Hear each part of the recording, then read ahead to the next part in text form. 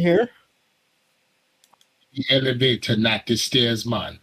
I've never heard it go down before. What's up, guys? I'm live on YouTube right now. Just wanted to pop in and let you guys know. And I'm going to head over to my own chat now, whoever wants to join. Shameless plug. Oh. I'm so happy right now. I made $500 in the last 2 days. Who's live on YouTube? Yukon Cornelius. Yukon is live on Did you YouTube. get in on that BRG, bro? No. Yukon? What's the name of the name of the It's YouTube on a big channel? dip right now. yeah, what's the YouTube channel? I'll take a look at it on live. The YouTube channel is SETHHESS. I can post it in the I'll post it in the general for you guys and in the YouTube thing. All right, thanks. Test for president. I'll turn that $100 into 186 overnight. That's solid. Yeah, that whole arbitrage thing on CoinGecko is freaking me out. Yeah, it didn't work. Somebody tried it, but it's on a big dip right now, man. It's actually touching the 30 MA on the 15 minute, and if it doesn't bounce there, it'll go, a little bit lower. But yeah, check it out, man. Hell yeah. All right, I posted that Looks link. like there's a... I posted the link in the general for you guys. I'm going to post it in the YouTube chat, and then I'm going to head back over. I'm going to hit up Pisket. I think Pisket's going to join me today, so. Okay, guys.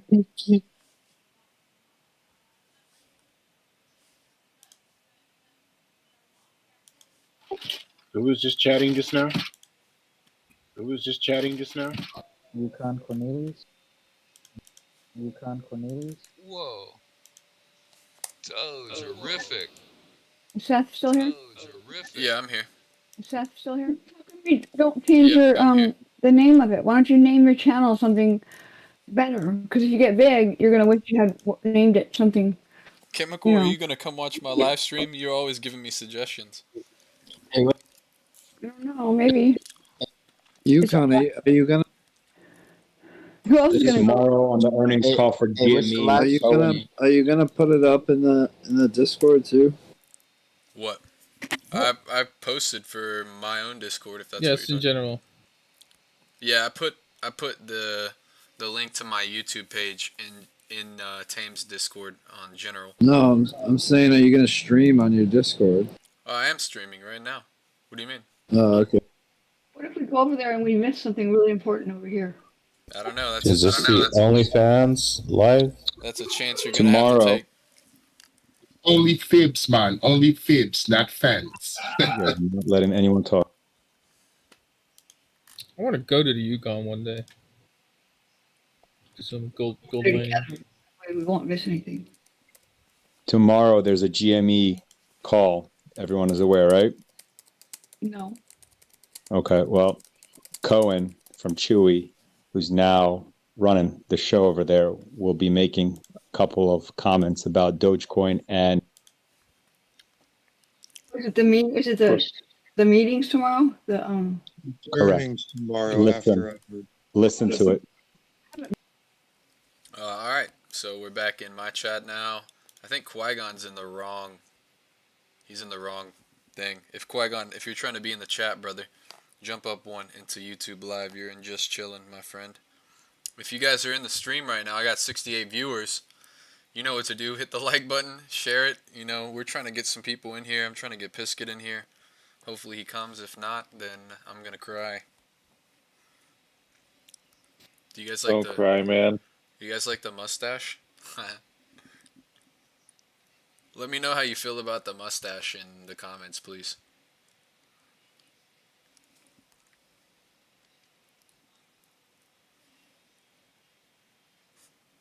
Hold on, let me pull it up. I'm about to... Yep, here we go. Hello? You guys like the mustache? How do I mute Let me know how you feel about the mustache in the comments, please. There we go. Alright, so now I got the chat up here. Nice. Alright. So, Yukon, yeah, what's up? what I'm asking is if you could, if you're not able to, it's fine, but if you could stream your screen in the Discord too. Yeah, give me one sec here. Discord. We're gonna go to...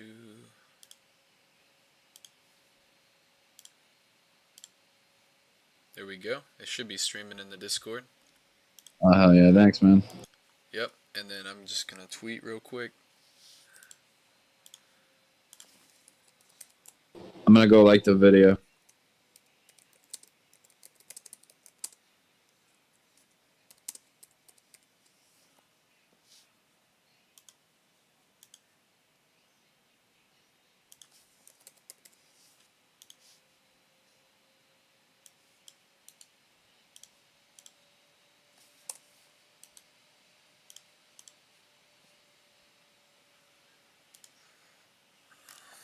Alright guys, so I messaged Pisket and hopefully he just pops up a little bit later.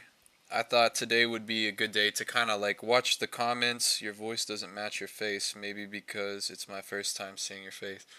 Okay. What did you think I looked like? Let's see. Yeah, I'm gonna just be like reading the chat. I just kind of want to have a community discussion. I'm gonna maybe do some like TA for you guys. There's a couple articles that I read today I want to discuss, and I'm also going to be eating, so that's going to be fun. Hold on, let me find a good place to like put this chat so I can like actually see it while we're doing this so I don't miss. No to mustache without donkey. What? You don't like the mustache, Shanae? Okay.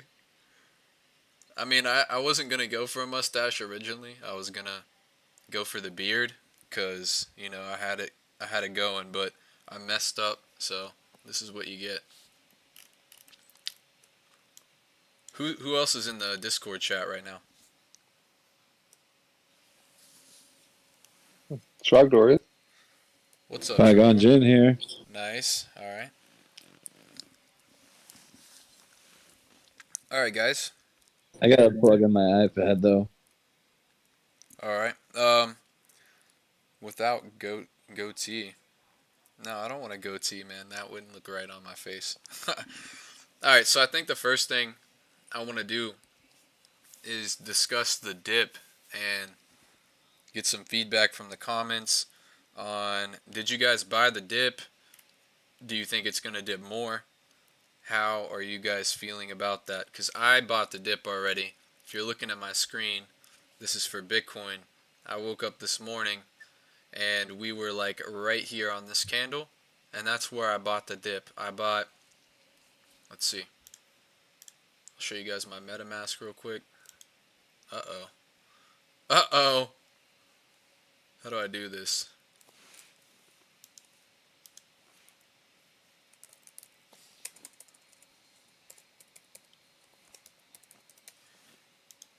Alright. We can actually do it. That's good. Damn, I got your password now. Do ya? Oh shit. Alright, so yeah, I actually went ahead and bought some Ethereum because I'm going to use it to get some more Occamfi. I bought, let's see, you guys can't see my Trust wallet, but I did buy some XRP. I bought some Matic, Telcoin, ICP, some KuCoin. I feel like I bought something else. Yeah, it was pretty nice. I made like a little bit of profit as far as like coinage goes. I definitely increased my bag size. I haven't recovered the lost money yet, but yeah, I went from like having one, actually I had 2 ICP, so I bought 3 ICP at like $79. I bought 10 KuCoin. I increased my Telcoin bag size by 3,000. I increased my Matic bag size by 200. And then I bought that, I mean, with the extra money I had left over, I was able to purchase like $600 worth of Ethereum and $200 worth of XRP. And then, yeah, I was going to buy some Chainlink, but we'll see how that goes. Let me read the comments. You guys let me know in the comments, what did you guys buy in the comments, and I will discuss some of those. Do you think BTC will go down to 30K today? Let's take a look at BTC. Alright, so on Bitcoin, I haven't drawn any lines in a while. You can see the last line I had, we just, you know, ripped right through that. and I was kind of waiting on the 30K. I sold like 50% of my holdings up here, and then I sold more, I think right around here on the way down, because I anticipated, 30K. We didn't quite get there. I think there's still a potential to go to 30K, in my opinion. I think we could probably still go to 30K and test it. Let's see. This is basically right here on 30K. But let me draw some lines here.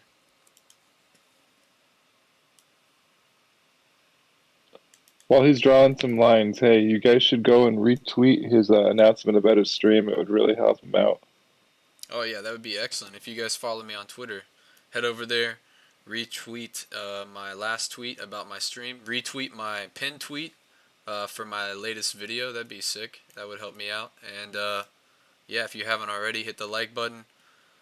Alright, so basically right now, our last lowest low was exactly where we touched earlier today at 31,000.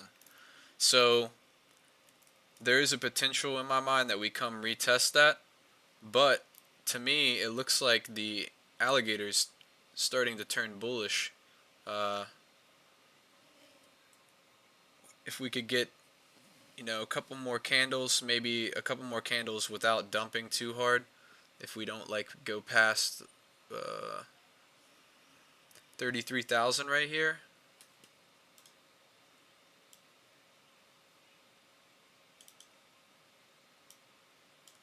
So I'd say like if we go below that, we have a potential.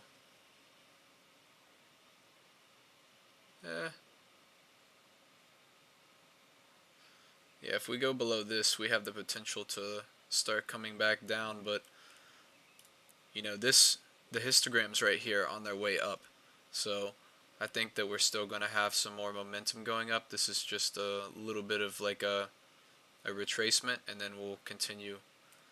I think honestly we bottomed. I was expecting 30K, maybe a little less, which potentially we still could, but I don't know. This bounce was strong. Last night I was watching this whole thing happen, and there was never a reaction off of any of these. We like fell, we stagnated, and then there's not a reaction, but we had the strong reaction. This big candle right here basically confirmed to me. That's when I bought in right here, and I bought some more on the way up. I stopped buying right about here, but yeah, it kind of like confirmed to me that we were going up, and the alligator's looking good. So the worst thing though is this chart right here. This is real scary to me. I don't know about this, but we could potentially drop below 30K, and I don't think it would last very long. I think we'd wick down and come back above 30K. So I think this is a good spot to buy in for any like move up or down from here. I think this is like a really solid spot, because I think no matter what happens, we won't stay long down here. We'll like come back up. That's why I went ahead and bought. That's just what I'm seeing with Bitcoin right now. Let's see the 1 minute chart.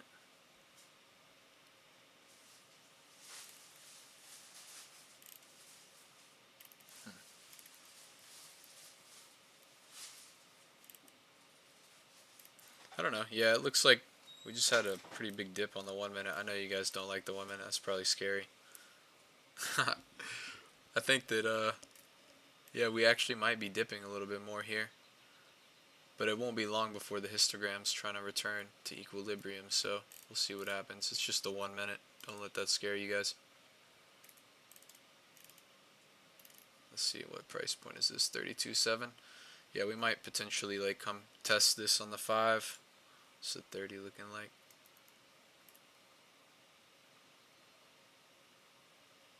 $32.7. Yeah, this looks like a solid area.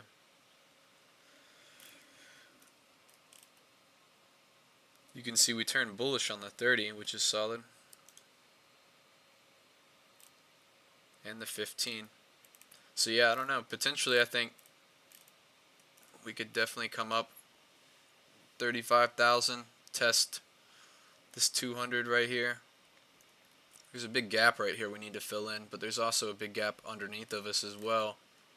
I just don't see, you know, with everything that's going on, we wouldn't stay under 30,000 for too long. That's kind of what I was waiting for, but we had this bounce, so.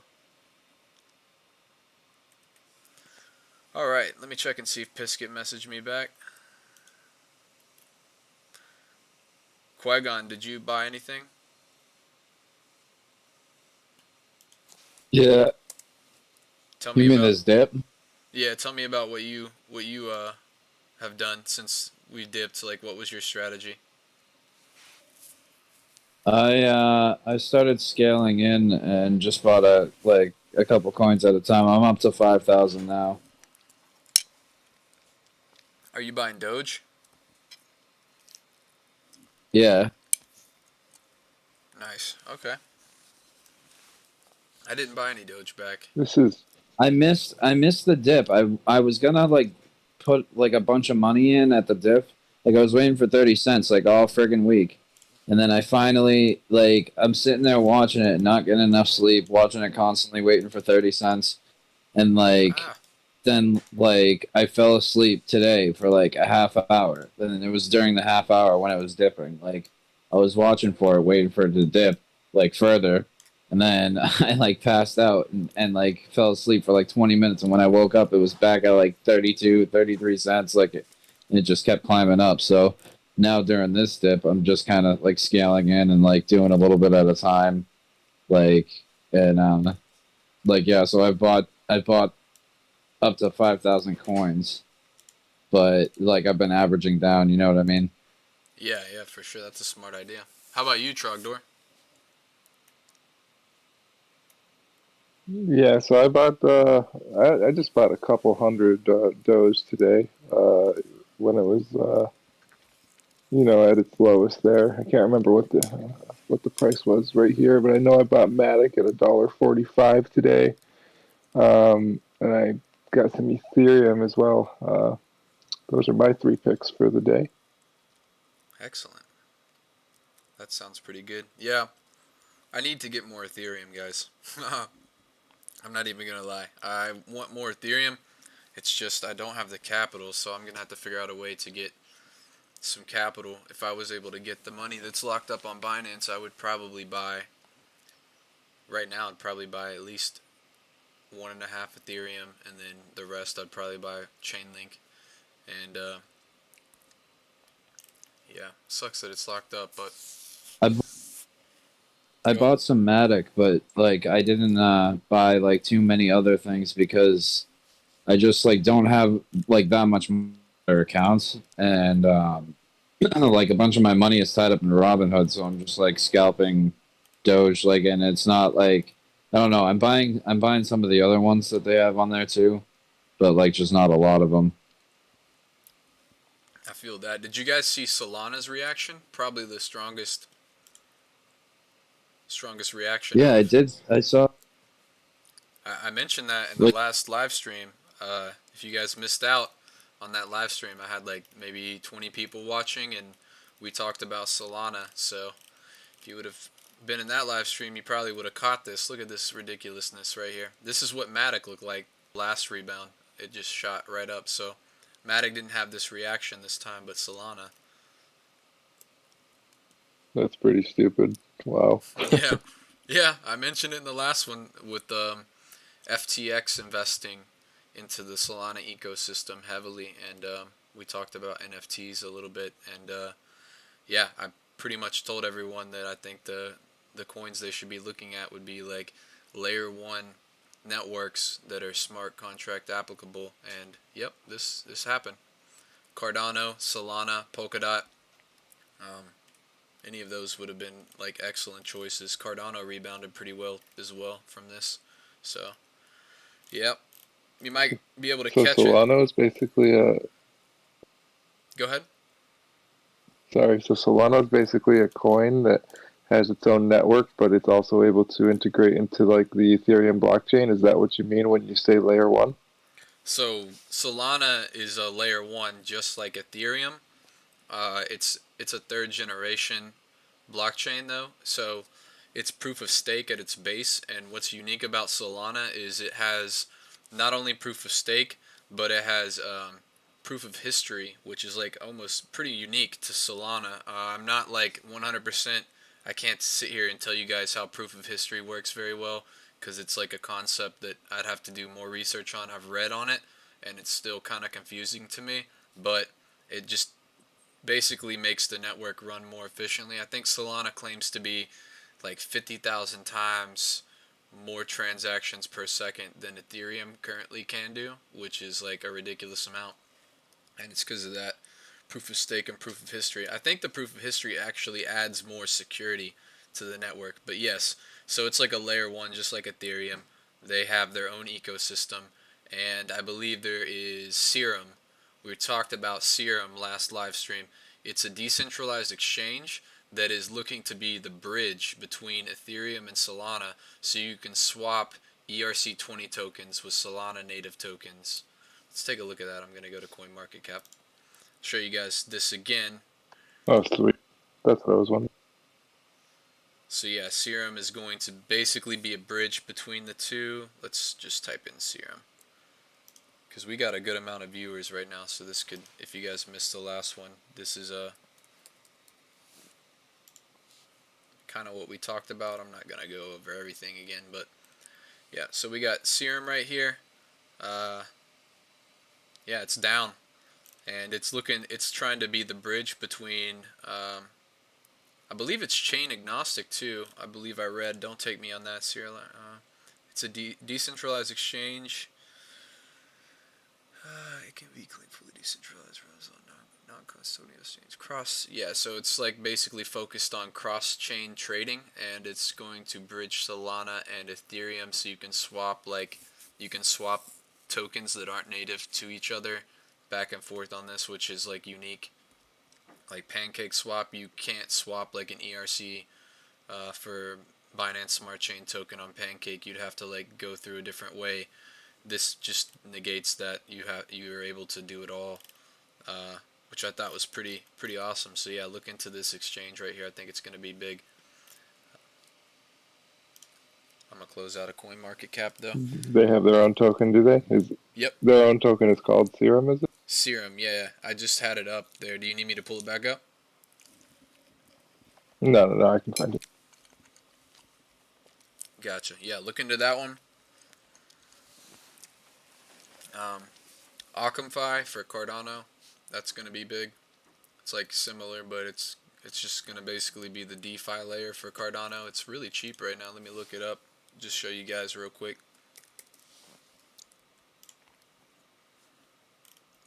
So Akamfi is currently $10.92. Last time Bitcoin dumped, we talked about how Polygon had a strong reaction. This thing went all the way to like $3.50, and then as soon as we started going up again, it recovered all the way up to 14 bucks. So this thing, if you would have like caught it on that dip, you would have, what is that? That's almost like 3 times 10. That's, yeah, it's like 10x. That's ridiculous. Is that? No, that's not 10x. That's 1. What is that? 3? Yeah, is it? What did I say? 350 to 14. Why can't I not do the math on that? What is that? That's like 12. That's 4, 5. That's almost like 5x. So 4 to 5x, somewhere in that range. Yeah. But yeah, this thing is going to be really good. OCC. I'll actually take you to their website, show you real quick. I was going to purchase OCC and show everyone how to do the liquidity mining, but I think I'm going to make a video on that because I don't want to like do the live stream, but I'll show you their website. It's super awesome. Guys, guess how many viewers we have right now? We got 69 viewers, guys. 69.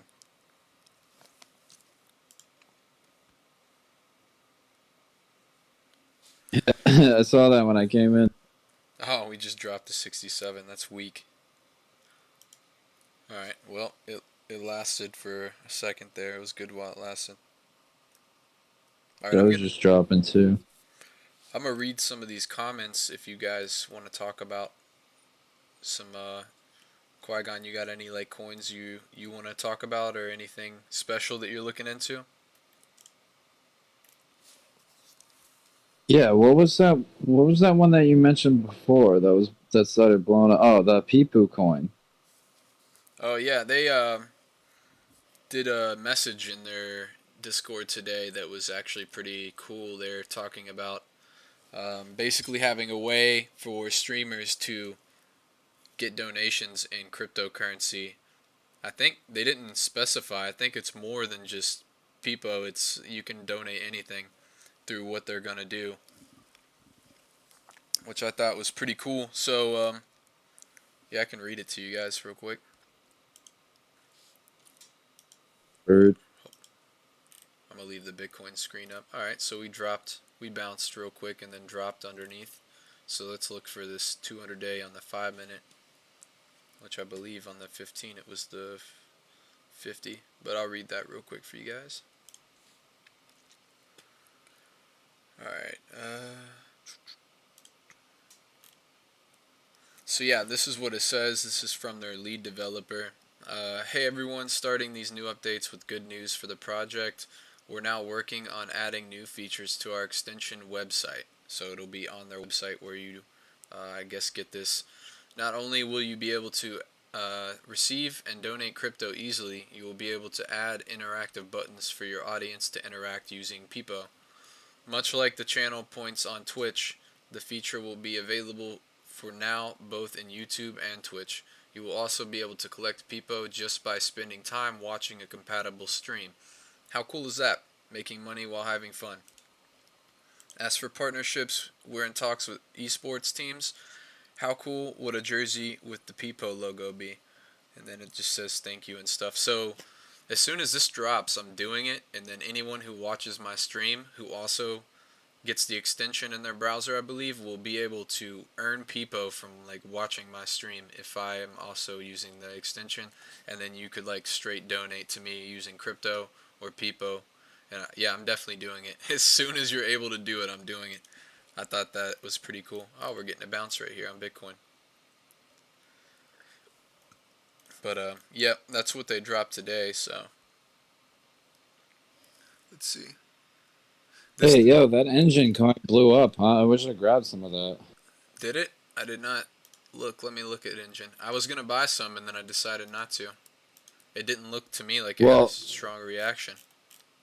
I remember when you guys first started talking about it like a month ago, and like it was like under $1. Yeah, no. A month ago, it was actually like above $2, I believe. Like around the 420 time with Doge, engine was up above 2, so it like has taken a pretty big. Let's take a look at it on the big chart, because I was messing with it when it was like $2.20.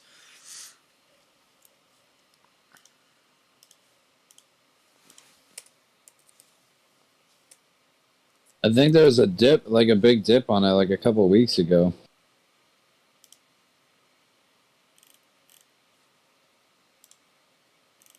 But I just, I just looked at it actually for the first time in a while.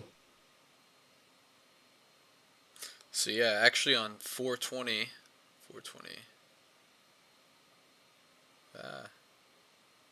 on 420 it was, let's see its high.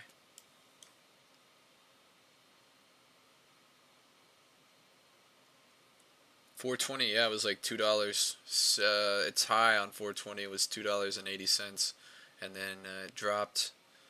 So yeah, it's just been on its way down from all-time high, which was $4. But after Bitcoin dumped, this is the Bitcoin dump, you can see, and it did rebound very well, all the way up to like $2. But this was because they gave away 50,000 NFTs if you like downloaded an engine wallet. So I think that's why it shot up. And then we had like a little pump going on here, but then Bitcoin dumped, and like so it got cut short. So yeah, I'm long-term bullish on engine. I think it's like, it's been around for a long time. People know about it. It's on Ethereum. You know what they're trying to do is basically create an NFT, like in-game currency for all video games is what they're trying to like aim for. So I think it's a good idea, and it's just slow moving right I'm now. wondering if I should trade something for it. For engine, I wouldn't right now. That's Yeah. no financial advice, but it's not looking too strong right now. I would not buy it. That's why I didn't buy it. All right, let me read chat real quick, and we're gonna talk to you guys. What's up, Penny? I see you there. Penny, shout out Penny. Penny interacts with me all the time on Twitter. She's a solid friend. Thank you, Penny. Glad I could help you out. And you like Peepo too. You're a Peepo fan. I snagged some Solana. Awesome. Croc, LT Croc, you snagged some Solana. What price did you get it at? Got it staked for 10% on Exodus. That's Serum, and you mentioned. Speaking of Peepo, do we know if the winners might be watching you right now from the giveaway? Let me bring that up real quick. Yeah, if you guys are watching, how many people actually hit you up for Peepo? I only got a hold of one person, and then the other person, what is it? You could like leave a comment on their like little discussion page on their YouTube, and I don't know if they've seen it yet or whatnot. But the other three, I'm kind of having a hard time getting a hold of. So we had, dang, I deleted those screenshots I took of them after I sent it to you. It's in our Discord. Hold on, let me look, Theory.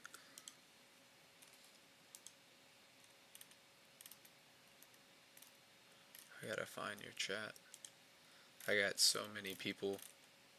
I have so many messages in my message. Like, I haven't deleted them in so long. And people message me on the daily. Alright. So the winners, I think Cameron Ryan received his. Shout out Cameron if you're in here. I know you watched the last one. Alex H2T was one of the winners. Then we have Black Sheep with a Safe Moon picture. He's a winner. He probably unsubscribed because I shit on Safe Moon the other day. Jar Vardy Carreras. You got like a hat on of some sorts with like a white logo on it. You are a winner of some Peepo. And PK, and your picture, I don't even know what that is, to be quite honest with you. I have no idea what that is, but PK, your header is like, it looks like some kind of circuit board with a Rick and Morty sticker, so kind of reminds me of like something you'd see on like a dirt bike. But yeah, those are the winners. If you guys are watching currently and you did not receive your Peepo, let's hit up me or Theory on Discord and we can get that to you. And then I had three people who did not get their Doge either, so only one person received their Doge. One of them wouldn't take the Doge, so like I tried to send it to him, but they refused. And then one of them is actually, for some reason, it's one of my friends in real life, and he just said to keep it. So the other person didn't hit me up, and I just took the three people who didn't take the Doge. I'm going to add it to the giveaway, and I did tell you guys I'm going to announce what I'm doing for the giveaway. So we got 63 people in here. I think max was like 75, so I'll go ahead and tell you guys what we're doing for the giveaway. So currently we're at like 1,150 subs. I think what I'm going to do is wait till 1,300 subscribers, and then, so that's only 150 subs. 1,300 subscribers or 1,000 watch hours, whichever one's first, and I'm going to do probably 75 Doge for 5 people. So 75 Doge for 5 people. I have a separate giveaway for my Discord members this time, just because like it would work easier if I have like the Discord separate from the YouTube. So just for my Discord members, I think, what did I say? I had 115. Once I get 115 Discord members, I'm going to give away $100 worth of whatever they voted on earlier, which I think I didn't really get that many votes yet, so I'm going to wait and see what they want. But I'm just going to do $100 of whatever they want for one Discord member once we hit 115. And yeah, if you guys want to go watch my last video and comment on it, the Cardano video, I'm actually going to be choosing the winner based on the comments in that video. So you guys go watch that video, give it a like, and yep, that's where we'll be choosing the winner from the comments in the Cardano video. What is Cardano? So 1,300 subs. Sorry. Yeah, 1,300 subs or 1,000 watch hours. We're going to be giving away 75 Doge to 5 people. What's up, Theory? How you doing today? Alex is here, but I think he's working, so I don't think he's paying attention to chat. Yep, I see it. He said he's here. Yo, Alex, just hit up me or Theory after you get done working, and we'll get you that peepo, dude. Thank you for your participation, by the way. I'm glad that we can get it to you. I have LT Croc again with thoughts on Ethereum Max. So somebody asked me this morning. I saw something about it was going to be basically used for like nightclub entry, and then you could also purchase, I believe, the fight that happened with like Floyd and was it Logan Paul, right? Last night? Is that correct? Am I correct on that? That was last night, right? Gotcha. Alright. Well, I think it happened last night. I think it was the other night. It was just an exhibition match. I don't think there was a winner. Oh, okay. Well, I think you could purchase the tickets with Ethereum Max is what I heard. So, I mean, if Floyd, he clearly is, like, behind it. He's supporting Ethereum Max. So, yeah, I'd say, like, LT, that's probably something to look into. I personally haven't read up on it, but it seems like it could be something in the future if Floyd is, you know, using it. Let's see. What's that gif underneath? This? Shibatoshi Nakamoto? Yeah. I like the little videos they have.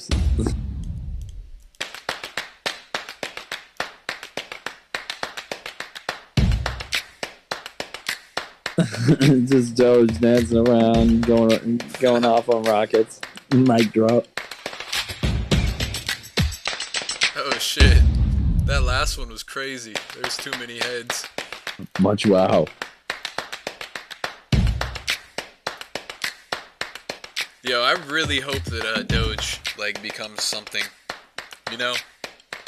It'll be so good if Doge becomes like it's already something. I mean more though. Like if we get mass adoption of crypto and Doge is still like popular, you know what I'm saying? Like if it really does work out and we're using it in the future as currency, like that's gonna be so crazy. Yeah. I'm still skeptical right now. I don't know what to think of the whole like Elon versus the Bitcoiners. Honestly, in my opinion, like the Bitcoiners embarrassed themselves at the summit in Miami. Like I don't know. I watched a clip of Michael Saylor talking about Bitcoin solves everything, but he didn't specify why it solved. He just talked about it solving everything, and it just didn't seem like it was well thought out. And then what's his face? I forget his name, but you know, he was definitely on something. He not only did he scream at the top of his lungs like, "Fuck Elon, we're not selling," which like, I mean, I get why he was like doing that, and you know, it makes sense, but at the same time, it only appeals to like a certain group of people. But after that, he went and did an interview with Crypto Man Ran and told Ran that he has the power to buy senators and he makes the laws now because he has so much Bitcoin, which is like the opposite of what Bitcoin's supposed to be used for. So that was like, in my opinion, just really bad PR for Bitcoin in general. Like, they did not help anything. If anything, they made it worse. I don't know if you guys watched that. Yeah, I mean, you don't want. I mean, you never want just one person in control, or like very few people in control. That's kind of what's wrong with the whole system here. Yeah, I mean, well, just the fact that he said he could buy senators off of Bitcoin is like, Bitcoin's supposed to be decentralized so people can't buy their way into power, and he literally is talking about buying his way into power with Bitcoin.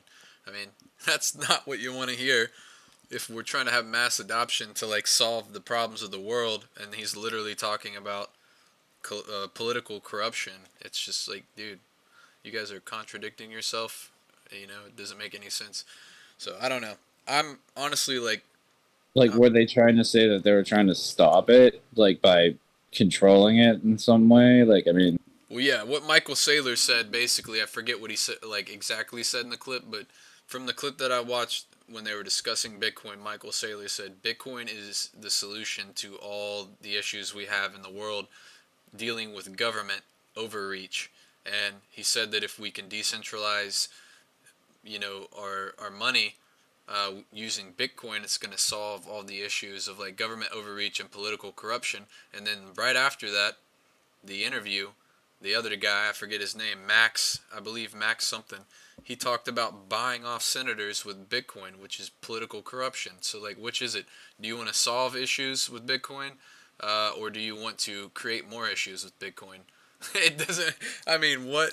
That doesn't make any sense to me. They just like, it didn't seem very well thought out, and I think it did more harm. Seems pretty contradictive. Yeah, it did more harm than good, in my opinion. I'm honestly not like super bullish on Bitcoin anyways. Like, I think that Bitcoin eventually it'll like probably hang around the top 10, but I don't think that it'll be the leader of the market forever. I think that Ethereum one day will overtake Bitcoin, and we might see competition between like layer ones that are smart contract applicable, and if that happens, then we're going to have competition for Ethereum, but I believe Bitcoin will eventually fall down somewhere in the top 10, and that's where it'll like kind of sit and stay, because I do see its use as like a store of value. But as of right now, like, it's not as decentralized as it claims to be. It doesn't have smart contracts. I know that they're working on solutions like to layer on top of Bitcoin. Like, they have the Lightning Network, and then they have Taproot, which is going to solve the issue with like efficiency with mining and stuff. It'll make it energy efficient. But as of right now, like where it's at, I just, you know, like, look at what the internet did. And if Ethereum is like the internet, just better, then clearly like Ethereum is going to be number one. I mean, I think the data is the most valuable thing in the world. Like, I'll say that again. I think it is. Like, we transitioned from gold at one point being the most valuable thing because there was no like really great way to collect the data.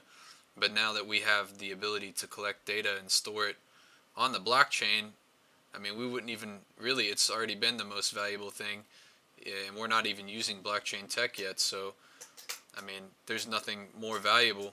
Like, corporations can use your data to sell things to you or market things to you and like shape your perspective on the world. So there's nothing more valuable than data. And yeah, that's basically what the internet is for. It's for like marketing you based off of data, which blockchain just stores data. It's like a different type of database. So I'm rambling a little bit on that, but all right. So we still got Trogdor in here, right? Let me take a look. We got Trogdor. Nope, Trogdor left us. We have King KY, Musty Moneta. Musty Moneta won some Doge, I believe. Correct? You got a mic? Their mic is muted. Like, everybody has their mic muted. We got Sway in here. Serious wrong. Taurus won the XRP. Oh, what's up, Sway? What up? Hey. What's up? You won. How you doing? Doing I'm good. good. Yeah, you won some Doge, correct? Yeah. Awesome. I'm glad that we could get that to you. What did you do with it? Yeah, it's great. Well, I was just testing the wallets. I think I just put it in just a cold wallet just to test it out. So. Nice. But I really enjoy your all your tips and everything. So. No problem. Really good show. Yeah, for sure. Yes, sir. Yeah, let me know, like, in the Discord. You're in the Discord, so let me know, you know, going forward, like, what kind of videos you guys want to see. I was going to put out a video explaining how to use Uniswap to do liquidity mining with ArcumFi, but, like, anything you guys want to know more about and have trouble with, I will try and create that content for you guys, and then we're gonna keep doing the giveaways as the community grows. And yeah, I'm glad that we could get that Doge to you. I think Taurus left. Oh, there he is. Taurus, what's up, dude? You won the XRP. Your mic's muted. You can unmute yourself. Tell everyone how you feel about winning that XRP. Did you get rid of the XRP, or are you gonna keep it? You might not have a mic. Right here.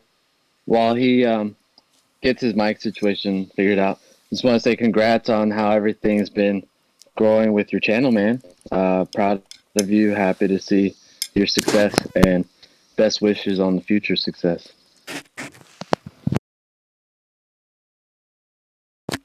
Thank you very much, man. I appreciate it.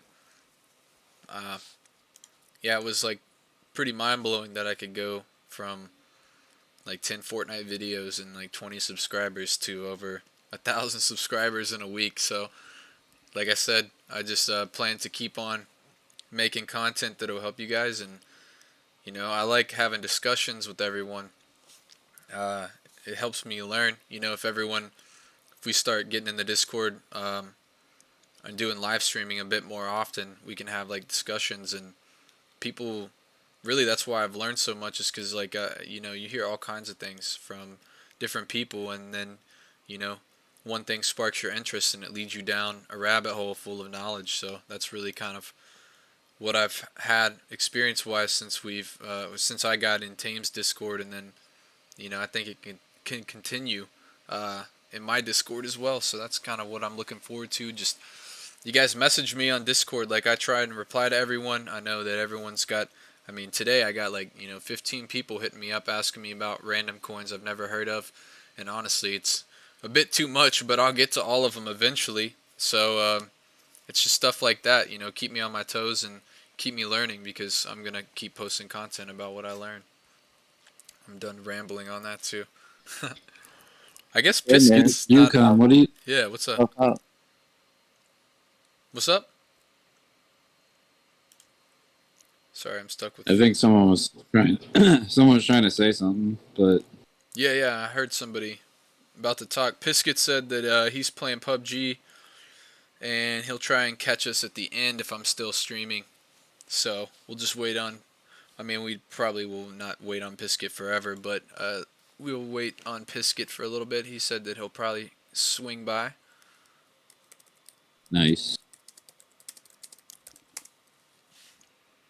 Yeah, but I was gonna say, somebody was telling me about VThor. I was wondering what you thought about that. Yeah, so actually that's a good question, man. VThor is the gas for VeChain. I believe it's a form of a way to pay. Not that's Thorchain. Nah, where's VeChain? VeChain right here is basically a blockchain that deals with distribution. It tracks packages and things like that. I think its use case is one of the best real world use cases. It's very simple. It's for tracking things. It's at its base what a blockchain is for, storing data. And yeah, you said VThor. VThor is basically the currency on the chain. So you use VThor to pay for transactions on VeChain. And VeChain had a massive. Believe also. Yeah, go ahead. I believe also that if you hold VeChain in your wallet, VThor will generate as well over time. Which wallet? I was reading. I think I read that on their website, or actually, because I was looking into VT and VThor more, and pretty sure I read somewhere on there that it's talking about it. That's pretty cool. Do you know what wallet, or no? I don't know if it was a wallet, in specific or not, but I could probably check it out. Yeah, I'm about to look at their website right now. We can just look at it real quick. Yeah, it's been a minute since I looked into VeChain. I just read very briefly about it, but yeah, let's check it out here. I did see somebody in the comments mention it too. Go ahead, Theory. I'm gonna send you a link. This is where I was reading a lot of the information about it. Nice. So we got the. Hey, Yukon, can you hear me? Yeah, yeah. Hey, I just want to say I downloaded Dataless Wallet last night because of your recommendation and your Cardano video. So thanks for that.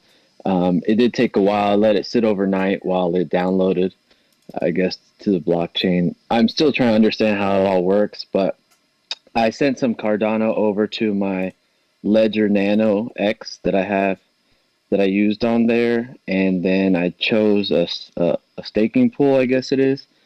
So I'm still trying to understand it all out, but it looks like is it not added to the node until the next round or something? If you can explain that, that'd be awesome.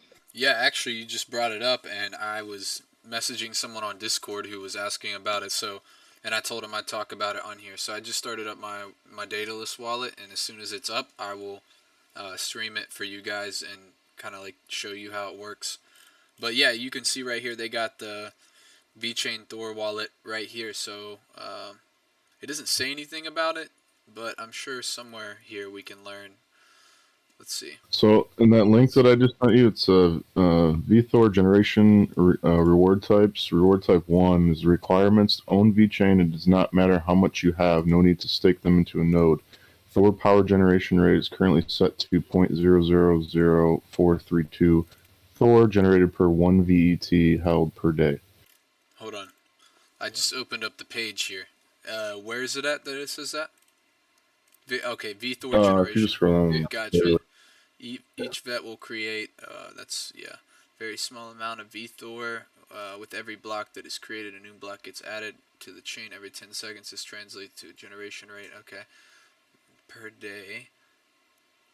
Okay, a user that owns 10k vet in his wallet will earn 4.32 VThor each day. This is the default VThor generation rate, which can increase but not decrease over time. Okay, so it increases over time. That's really good. That incentivizes people to get in early. To have the generation rate increased, a vote has to occur in which all stakeholders, token owners, the foundation, enterprise can vote. Alright, so I wonder if this is like a decentralized or more centralized blockchain. Who like holds the most stake? I'd have to go look into that. On use, 70% of VThor gets destroyed, while the remaining 30% is paid out to the authority node as a reward for validating the transaction. So there's an authority node. Okay. Reward types. Do they allow you to choose the foundation pool would decrease by 2? So I guess there's different pools you can choose that'll give you different rewards, keeping transaction costs stable. Yeah, I'm gonna have to look into this. It looks like they don't have a where were we?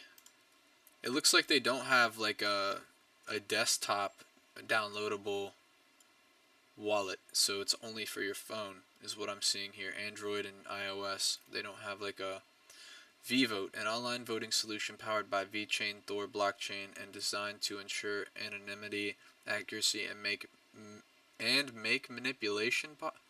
What? Oh, impossible. I was reading that so wrong. I thought it said make manipulation possible. I was like, what in the world? What am I reading? Okay. I was like so confused. Make manipulation possible. Oh, great. This sounds safe. Let's see what it has to say here. I'm going to take a look at chat real quick. Should I sell SafeMoon for Peepo? Yes.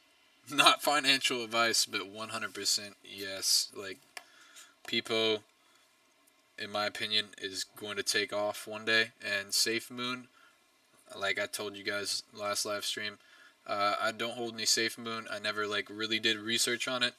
But I just don't think that it's an actual, like, thing. Like, I know what they're saying. They're trying to make an NFT platform, and Bonfire was very similar. They're like trying to make a platform for NFT, and it's going to be a social media blockchain, and I don't think so. I mean, that's just my opinion.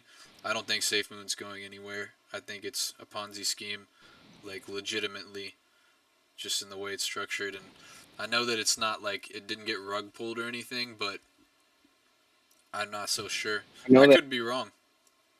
Go ahead.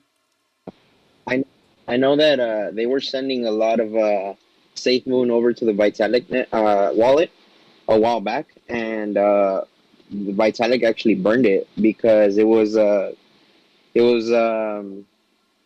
of causing a lot of backup on the Ethereum network. I can't remember what it's called. Saturation, and I know that he burned it. And then after that, like whatever he had left over, people kept sending. He literally and donated it. Was this after the whole sheep thing? And somebody said, "Is this guy drunk?" I don't drink, my friend. I do not drink, but I don't know why you would say that. Am I acting drunk?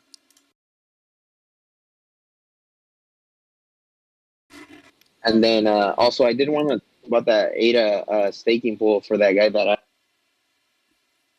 Yeah. Yeah, you were gonna talk about what the is he ADA's. still? Yeah, I think he should be here. I'm actually gonna bring up my data list wallet real quick. Let me get it here on OBS. All right. Let's see. We're gonna add a. I know that he was asking. I think how his ADA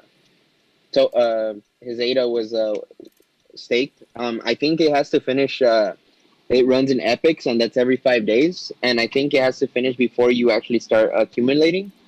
And then it's gonna be 4 epics, so pretty much 5 weeks. 4 epics. That's 20 days, and then after the 20th day, you start seeing your rewards. I think they put all 4 weeks in there. Okay, I appreciate it. Yeah, and when I was choosing a pool, there were so many, so I sorted by rewards and just chose this like one in the top 5. I know there was like a saturation number. I think the one I chose was like 97, so I don't know if that's a good thing or a bad thing. Why don't you go to the Cardano tab, and we could talk about it. I'm actually just got out of work not so long ago, and then I'll send you some information, some useful information, so you can know where to stake and what to look for. Oh yeah, thanks, dude, for that. I actually don't know. I don't think I can bring up my Daedalus wallet for some reason. It's not like giving me the option when I do window capture. But for whoever was in the chat, yeah, I'll quickly go over it with you. So like when you're in the main interface of your Daedalus wallet, so you're going to be basically, you know, at the top it has summary, send, receive, transactions, more. You can do like different settings from the more thing, and then you can see like your entire delegation. You can rename it. Mine is called Holda delegation because that's the stake pool I've delegated to. So if you just dropped down one on the left side, one icon, it'll be like, you know, like a bunch of like random dots, like kind of like stars or something, and then it'll tell you the epic you're in, and then it'll tell you when the next one starts and what like the current slot number and all that is. So basically you have to wait 3 epics before you receive your rewards. So it'll actually show you the epic on the right side of the screen. It will have like right now it should say 272, and that's the one we're currently in, and it will show like that you've delegated which stake pool you've delegated to in this epic. And then it'll have 271. It'll tell you like which one that you've delegated to for that, and it'll say now. Oh, okay, wait. It'll say now. Sorry, we're currently in 270. My bad. And it'll tell you which one you're in. 271. It'll tell you which one you're in, and then I've actually switched mine for 272. I switched earlier today to ADV number 2, so ADA Vault Stake Pool number 2, and so basically you have to wait through those 3 epics before you can go to rewards, and then it'll tell you your total rewards earned. But that's just how it works. You have to wait 3 epics. So like whenever you decide to like clear out of a stake pool, if you like clear out and you don't enter another one, you'll get rewards for like 3 epics after you clear out. And then you can also, if you drop down one tab to like the hand with like the ballot, register to vote, you can actually register to vote based on your stake, which is pretty awesome. I downloaded the app. It'll have you download an app called Catalyst Voting, and then yeah, based on your stake, it will let you vote. Voting hasn't started yet. It starts at June 15th, but I thought that was pretty cool. So I went ahead and downloaded that and got everything set up so that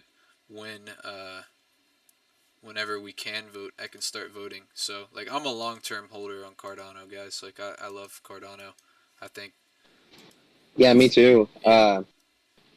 I know that even voting, you also get rewards, guys, if you guys vote. Yeah, you do. You get rewards for voting. Yeah, it incentivizes. So in my Cardano video, I talk about that's part of like the ecosystem. It incentivizes everyone holding Cardano to participate in the network by like giving people Cardano. So like if you're holding Cardano, there's no reason not to stake your Cardano. There's no reason not to vote because you're a stakeholder, and it helps with the decentralization of the network. So I'm just like, yeah, I'm gonna not talk about Cardano again, but No, it's all good. Hey, I just wanted to say though, unfortunately, at least with the Ledger Nano, if you use that wallet, it won't let me vote. I tried going through that. I downloaded the voting app, and it just says that right now it's not supported. So I was wondering, is it worth making another wallet and putting some more ADA through there, or can you only have one wallet attached at a time? in the Daedalus wallet, Correct. yeah, you can make multiple wallet accounts inside your Daedalus, and you can stake those in different pools if you want to. Like you can have one dedicated to a particular stake pool, and then your other wallet, like wallet number 2, you could dedicate it to a different one than the first one, and yeah, you could earn rewards that way. So like a stake pool, basically, it reaches the saturation point, which farther in, like it's for a reason that they have this. It's because they want to have 1,000 stake pools to divide the network. And so, like, whenever a pool reaches a particular amount of Cardano staked, then it reaches a saturation, and then the rewards gained from that stake pool actually decrease because there's too many Cardano staked in it. So if you have, like, a bunch of Cardano and you're going to, like, make the limit of a stake pool go over that 100% mark, then yeah, you would have to divide it up so that you're not like causing people to lose rewards because you're oversaturating their pool. So yeah, you can do multiple. Nice, great explanation. Appreciate it. No worries. So who is that asking about ADA? It's Sway.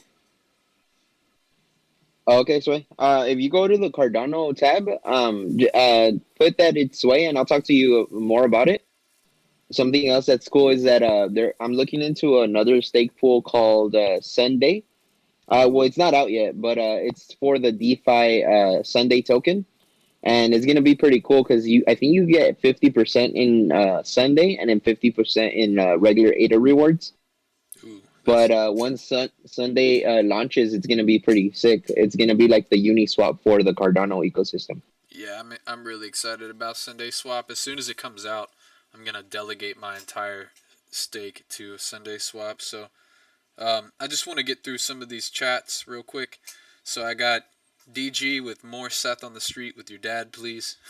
I'm going to. I have a really great idea. I can touch on it briefly here in a second. Money Making Mitch said we dipping. I'll check. I thought it was a possibility we might drop down to 30K or 31K again. I've gotten so many more. Safe Mood. You said, DJ, you said, what if I'm higher up in the Ponzi scheme? That's the whole objective in a Ponzi scheme, is to be the first so that you dump on everyone else. So yeah, if you're in, that position, then good for you, buddy. I wouldn't be. The Safe Moon, like when it first came out, then yeah, but I remember when I first heard of Safe Moon, it was on a different stream other than Tames on 420, and they were talking about it being up like 15,000%. And so at that point in time, I probably wasn't too late to the party because I think it continued to pump all day, like to that blow off top. But yeah, I probably wouldn't have gotten out at the right time either, so I would have got wrecked. But yeah, if I could have gotten in before that, for sure. That's what I tried to do with Sandwich, and I got wrecked. So, yo, brother, still loving the Peepo. I will be joining the Discord. What's your thoughts on Shiba? We have a few catalysts that may bring high yields. I'm indifferent about Shiba, to be honest with you. I haven't like done any research on it. I just know what I know. I went to their webpage and read like the mission statement, and I don't know what to say about it. I mean, they're trying to be a Doge killer. It's like there's not much to really say. It's literally just like competition for Doge. Vitalik burned all those Shiba. That's good for the price. I mean, it's got a cult following. I mean, I don't know. I don't really think there's any more use for Shiba than there is for Doge. And I think Doge has more like actual like money behind it with like Elon. So I don't know. I can look into it a little bit more. Maybe I'll give you a better answer. And then yeah, I got a couple people who ask how do I get into the Discord. So in the description of my YouTube, you can go to the description and there's like my Cashapp, my PayPal, and then like a couple wallet addresses. If you like just donate to any one of those, send me on Discord with Yukon Cornelius number 7449, I believe is my name. That's also in the description. But send me a picture of that, and then I'll link you into the Discord, guys. I'm not asking for much, $5. If you want to donate more, you can. I've had people do that, but yeah, $5 is how much I'm asking for the Discord. I want as many people to join as possible, you know, like the bigger Discord community we get, the better everything else will get, because like I want to be able to create an archive of like just any kind of like knowledge. I have it all laid out with like layer 1 smart contracts, you know, real world adoption, decentralized exchanges.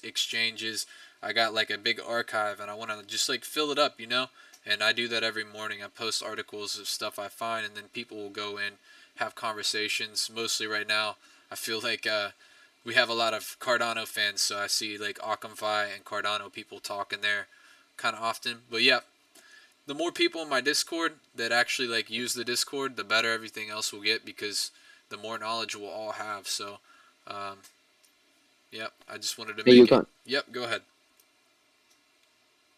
I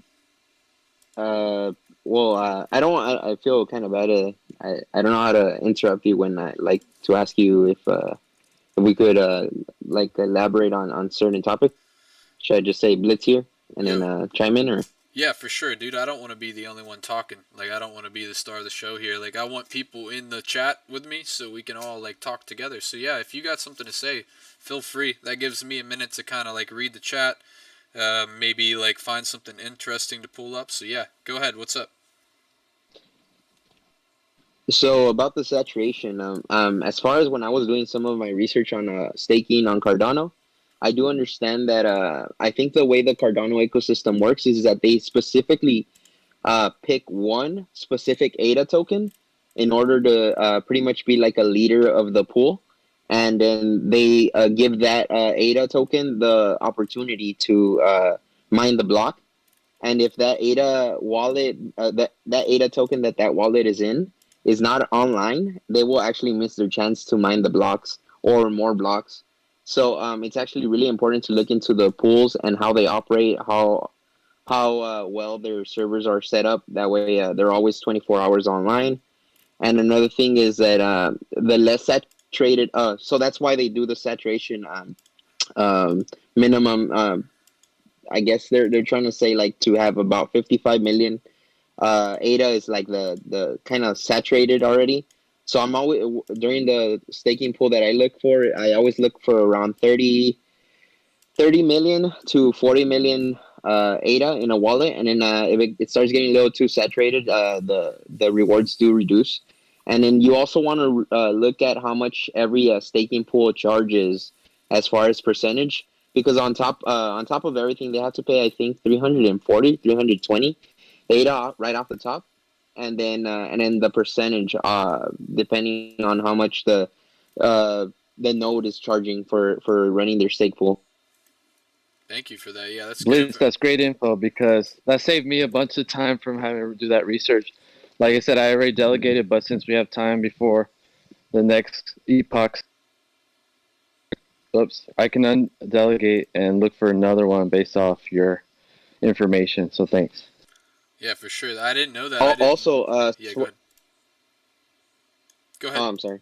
Also, Sway, if or anyone that's listening, if they don't have like personally, I only have a laptop. I don't have a desktop. I pretty much do all my staking on the Yori wallet, which is really easy to set up, and it's off your phone. You could look for staking pools and everything. It's just based off the phone. You don't have to download the whole blockchain onto your phone.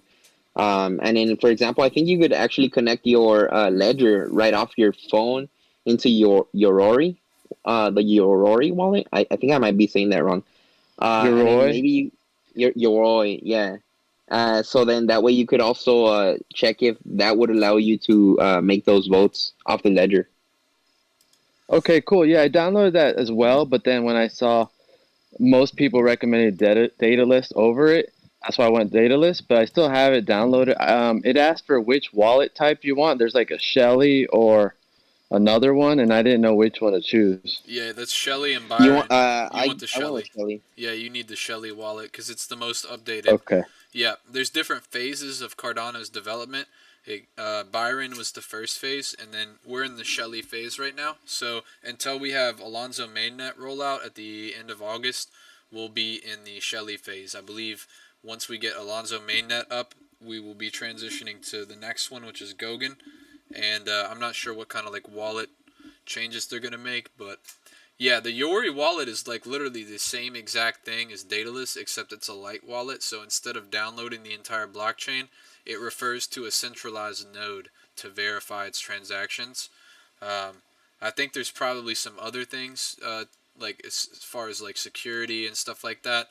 Maybe offers a couple more features, but yeah, it's pretty much the same thing, just a light wallet. Okay, cool.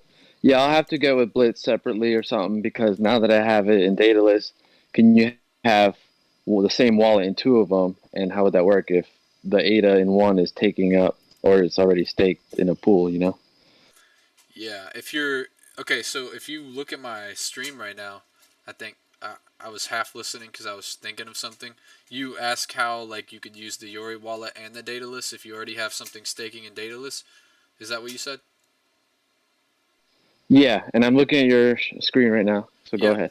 So this right here is what I have in my Daedalus. You just link them, and you can literally like I could change stake pools in Yuri wallet, and then go back to my Daedalus, and it would be changed. So like it's like I said, it's the same thing. Like you can see, I'm delegating to Holda. It's a Shelly standard wallet. It's gonna tell me my total ADA, my rewards that I can access in Daedalus, my total delegated. It's gonna show me. I mean, this actually has some pretty cool features. Showing me my rewards there, like on a chart. My upcoming rewards for the epics that I'll be doing in the future. So you see right here, I'm in Holda, but I've switched on 273. I'm gonna be changing to this stake pool. So yeah, and you can view the webpage too. Let's see. Let's just take a look at this stuff. Cool, that's dope. I appreciate it. Yeah, I'm glad Blades asked about how do we chime in because I know since you're starting your channel, you're kind of explaining to the chat and YouTube, you know, what your expectations are, your goal for the channel. So we didn't want to interrupt. No worries. Chemical, yes, I am live. Yeah, you didn't miss it. What's up, Chemical? If this is the same Chemical that is in, I don't know. Is it the same Chemical? Because earlier you were saying, what if you missed something? Does her name end with COL? Yeah, it does. Yeah, that's her. What up, Chemical? Hey, you know, guys, something that I think is kind of cool is with the Cardano ecosystem too, is that, and I'm looking into it.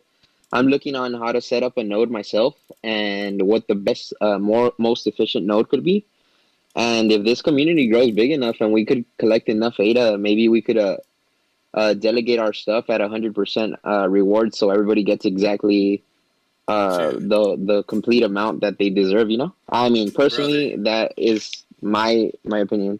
Dude, yes. Let's if you want to like look into that, let me know how that's going, and 100% like if you need any help with that, I will be down to help you. That sounds like an excellent idea. We could just as a community come together, make our own node for Cardano, That means like we'd literally have like a big stake in the network. And wow, dude, that sounds great. What a great idea. Thank you for that. Let's do it. Let's do it, guys. Let's do it. Hit the like button, share if you guys want a Cardano node. That would be awesome. Yeah, Let's go, guys. 100% stake for everyone. Yeah. That's ridiculous. Thank you for that great idea. That actually reminded me though. I wanted to talk a little Wait, bit. what are we doing?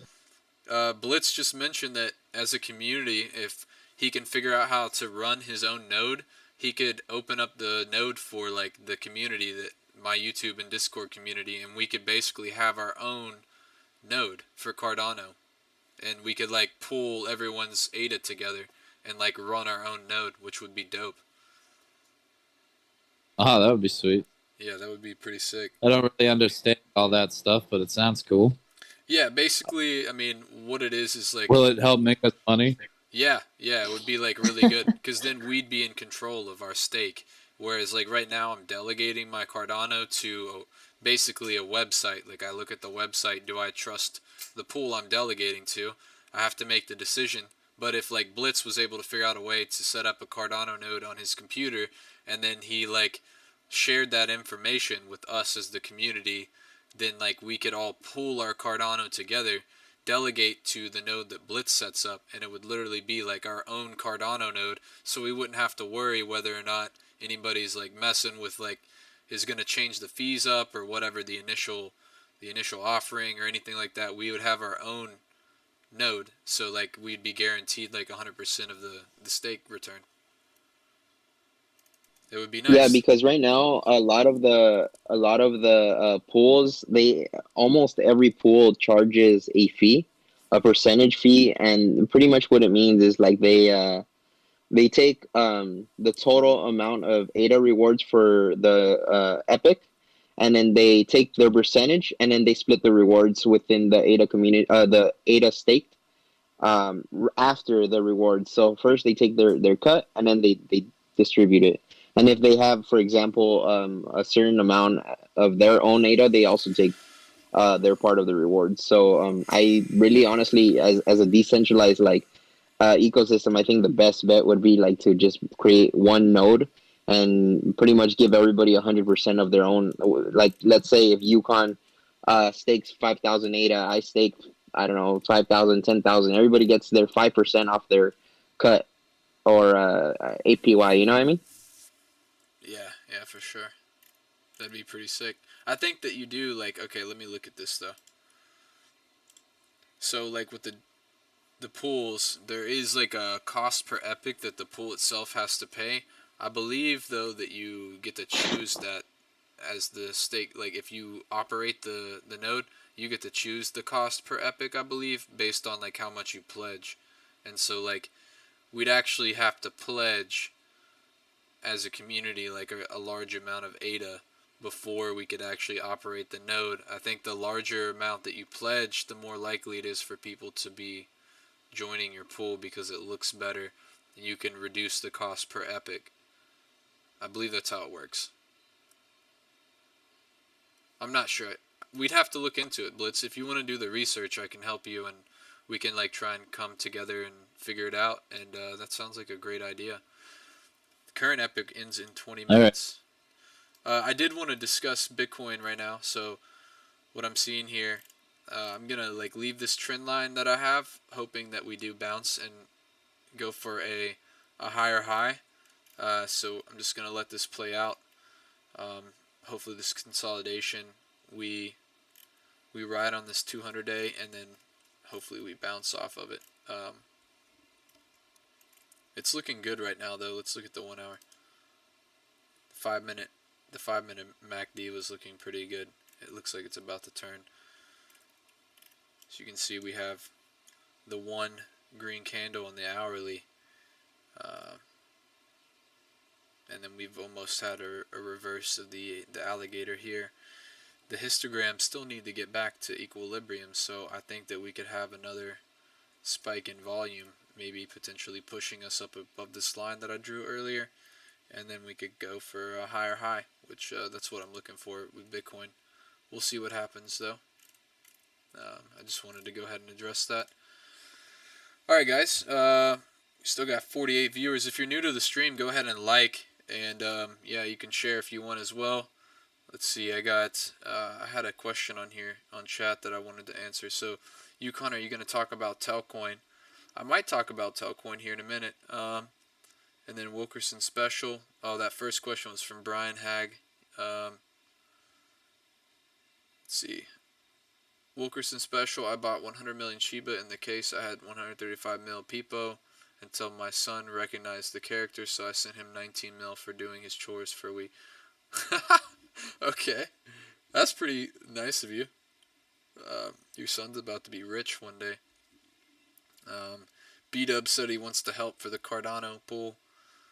And what's your Discord? Again, from Jeremy Jordan. If you want to join the Discord, in my YouTube description, my Discord name's there. You just message me.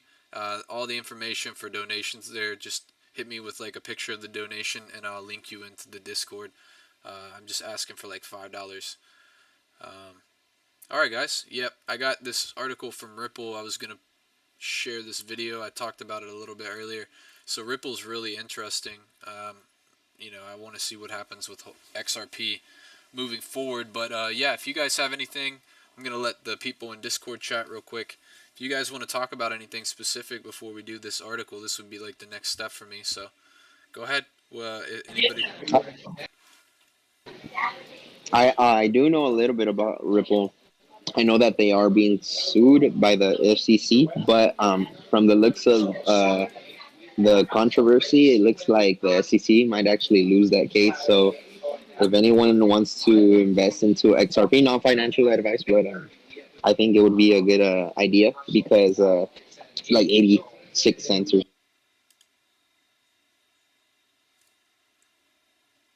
Yeah, you think it's a good investment because it's low right now? I think so. Not financial advice, but I do know that they are basically. It looks like they're gonna win that case against the SEC, and I know one of the I can't remember what they're called. Attorney generals actually backed up because I mean the only reason they would back up is probably because they're gonna lose the case. They don't want to ruin a perfect record. For sure, yeah, I 100% agree. Go ahead, Qui-Gon. Look who showed up. Yeah, it's Pisket, right? Pisket's in here? Yeah. Hey, guys. What's up? What's up? Sorry, I'm eating some food. No worries. Yeah, we're I was just... I just joined and I'm hearing someone talking. I was gonna yell 43 just to give the vibes. Yeah. Who said 43? Oh my god, it's Teams Discord all over again. 43. Guess how many viewers I got right now, Pisket? 43. How many are watching? 43. Oh, God, they made a mess. 43. 43, what? Earlier it was 69. Yeah, we had 69 Oh, earlier. wow. Yeah, we just dropped to 43. That's pretty funny. That's what happened when I first came in. It was 69. Oh, that's Qui-Gon. Qui-Gon win. Qui-Gon Gang. Yep, I will Qui-Gon never, Jinn. I will never get the hang of his name. You haven't How are seen you Star guys Wars, doing? Pisket? You can just call me Q or Jen or something easy. I've actually recently decided that I was like, I'm 30 years old. I didn't watch any Star Wars, so I went ahead and downloaded all the Star Wars movies and watched them all. Wait, I don't know if I missed one of them, but I think I went through them all. Which one was your favorite? What? I did like the old ones, to be honest. The first one and the second one. Okay, so episode 4 and 5. So you didn't like the Phantom Menace with Darth Maul? Which one? I have a weak memory. I did like the guy with the horns. The latest one. The latest one. Are you The talking latest one where Luke was old, and there is not the one with the baby Yoda. That one I didn't watch yet. The one with the baby Yoda I didn't watch yet. That's a TV show. It's But called there is a newer one. Mm-hmm. Yeah, there is a newer one where Luke is old. Yeah, that's The Force Awakens, I believe, Return of the right? Jedi, or the Last Jedi. Yeah, it's one of the Disney that was where they had the kids learning in the template and they kill all the kids. Oh, that's Revenge of the Sith. Yeah. Yeah. All right, I That's like it. Revenge of the- I like it that one very much. Yeah, that one's That's like my favorite. That's a lot of people's favorite. That's actually the longest where Obi-Wan and Anakin fight each other. That's the longest like sword fight in movie time history, and it's like one of the best. I love that one. I like the Phantom Menace though. The Phantom Menace and the Clone Wars. Those are two of my favorite. That's where Qui-Gon Jinn is from. He's in the first one, the Phantom Menace, which would be like actually the fourth movie.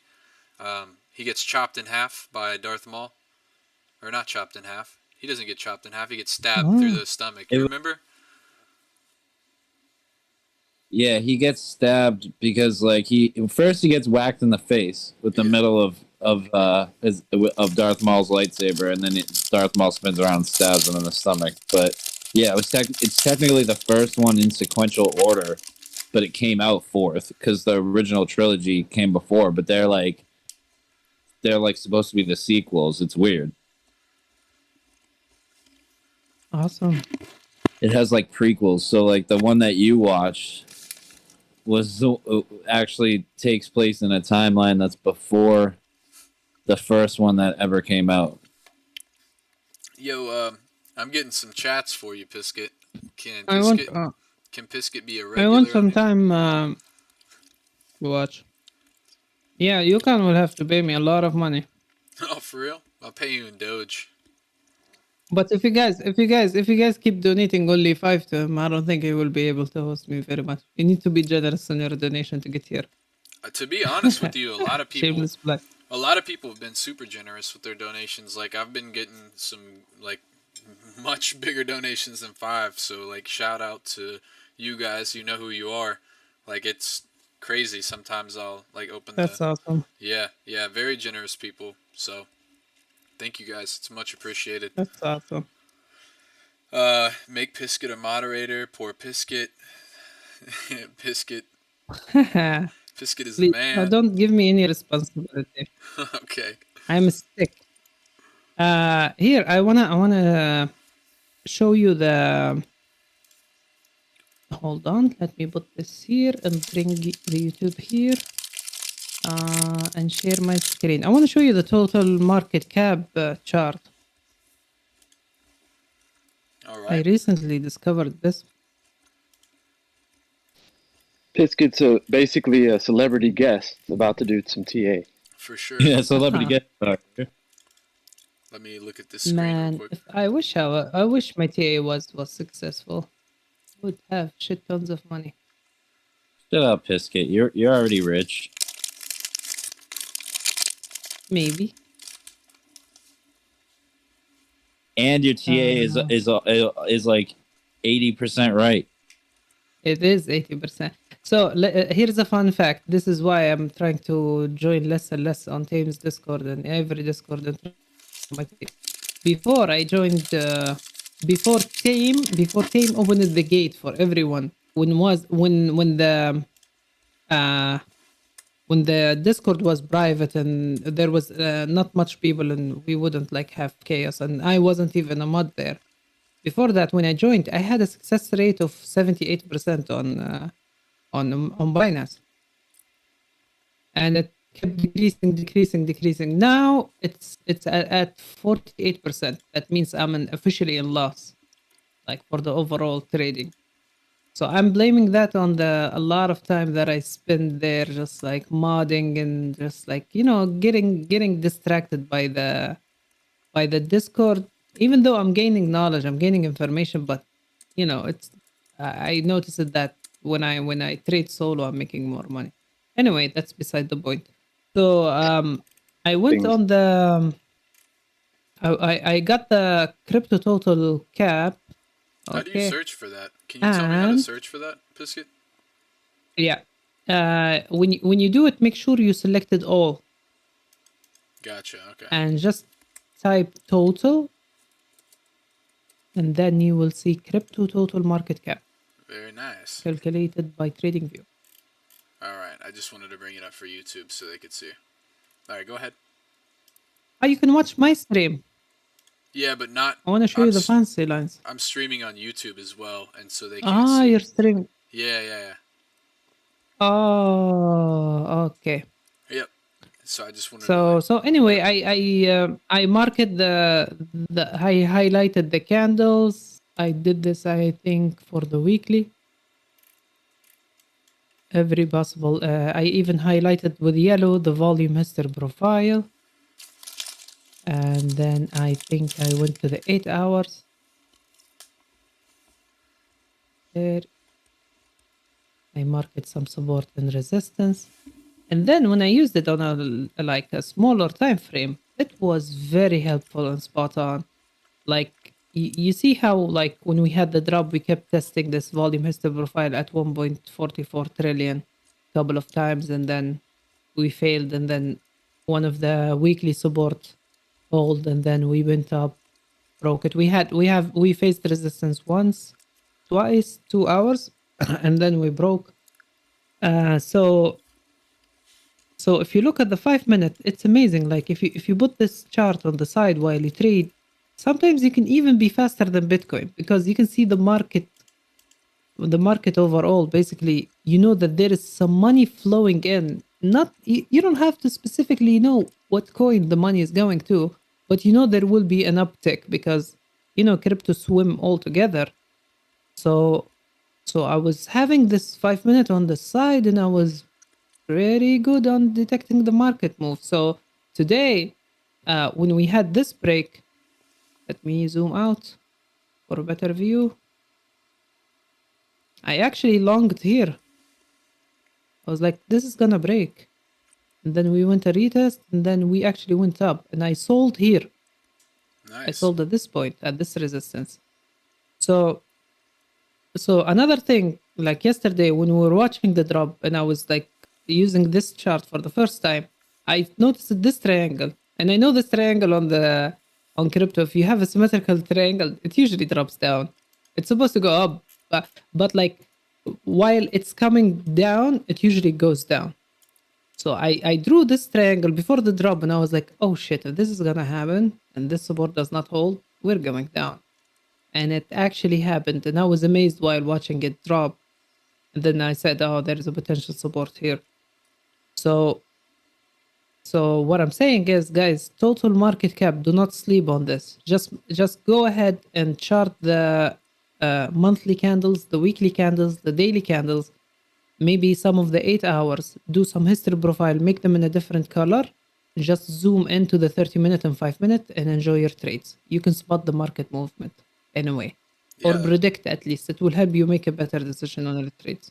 That is super awesome of you to show us that. That's actually really nice. I definitely am going to start doing that.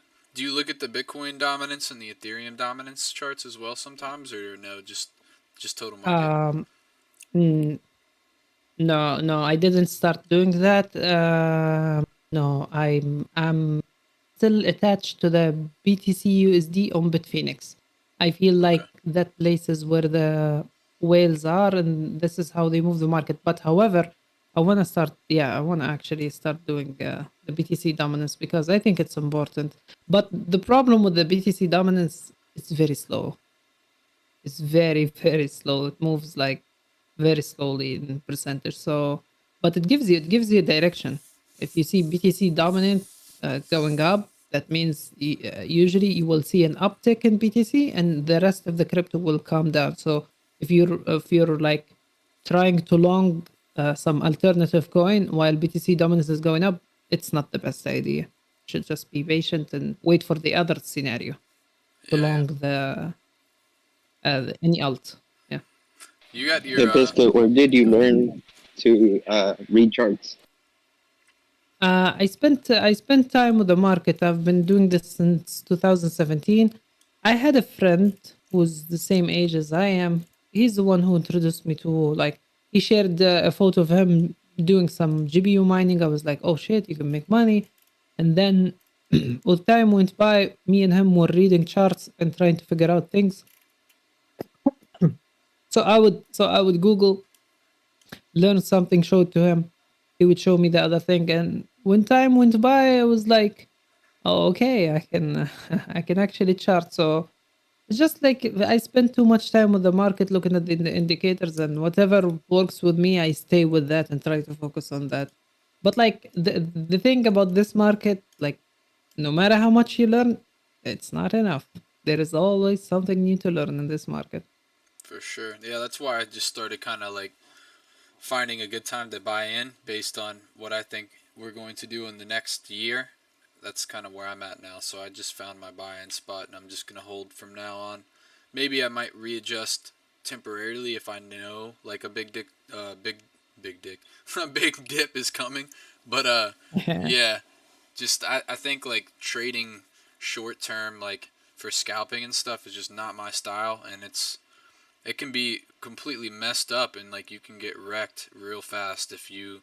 I mean, anything can happen really in this market with like Elon tweet or Trump like saying Bitcoin's a Ponzi scheme, or it's just all like the smallest thing can like manipulate the market, it seems like. So I just overall I think it travels how it should, but like in the short term though, like you can get wrecked for no reason. So that's just kind of where I'm at. I absolutely agree with you. This market of cryptocurrency is driven by news all over the world. So something anywhere at any time could happen, and it could drive the market in a direction where your TA is invalid, basically. 100%. Yep. That's kind of why I just like decided to, what coins do I think are going to perform well in the like medium to long term, and that's the ones that I've bought into, because I just like, I don't want to.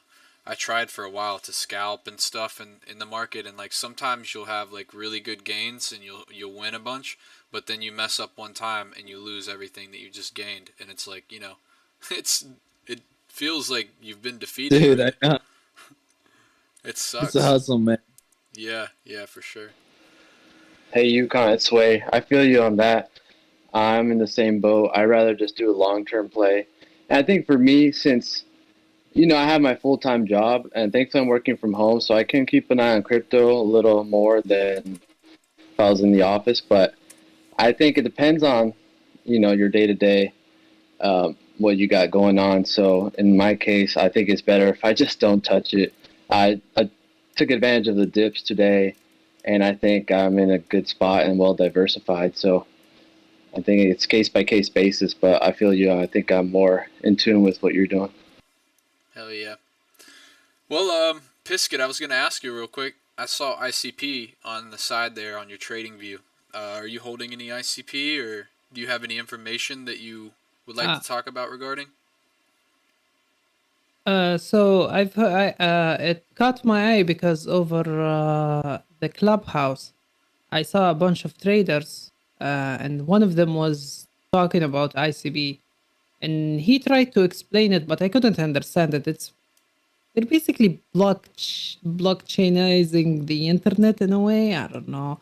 No, wait. They're providing cloud services, I think. Yeah. And that ICB token is the driver for it in a way. So he talked about it in such a passion. He said, guys, with like it's not just any other project. Like you see how people react to Ethereum, and how Ethereum is actually legit, and it has smart contracts, and it has potential in blah blah blah. He said ICB could be that thing too. Don't sleep on that project. And he said something about like the total market cap and how they went from one name to another. And he basically made a statement, or made like a thesis, how it is undervalued. And if Bitcoin recovers, this token could go up to 300 or 400 and beyond. So for now, he said like he talked about it around 170, I think.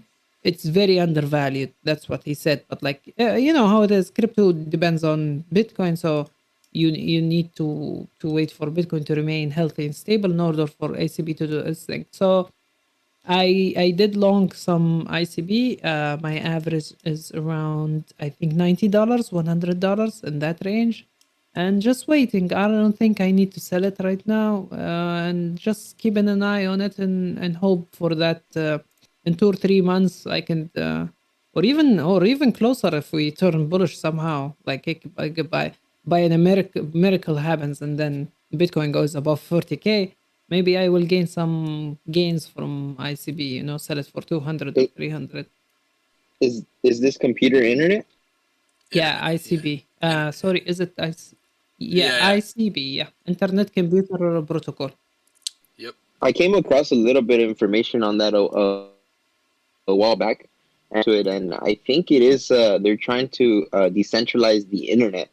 It's super complicated from what I understood, but not complicated to understand and even to explain a little bit. But from the more, it would also be a proof of stake, I believe, and it's actually the nodes would you have to stake for very long periods of time, and they actually break up your ICP token into smaller tokens, and then those get locked in. I think for I don't remember if it's months or years, but then when once they give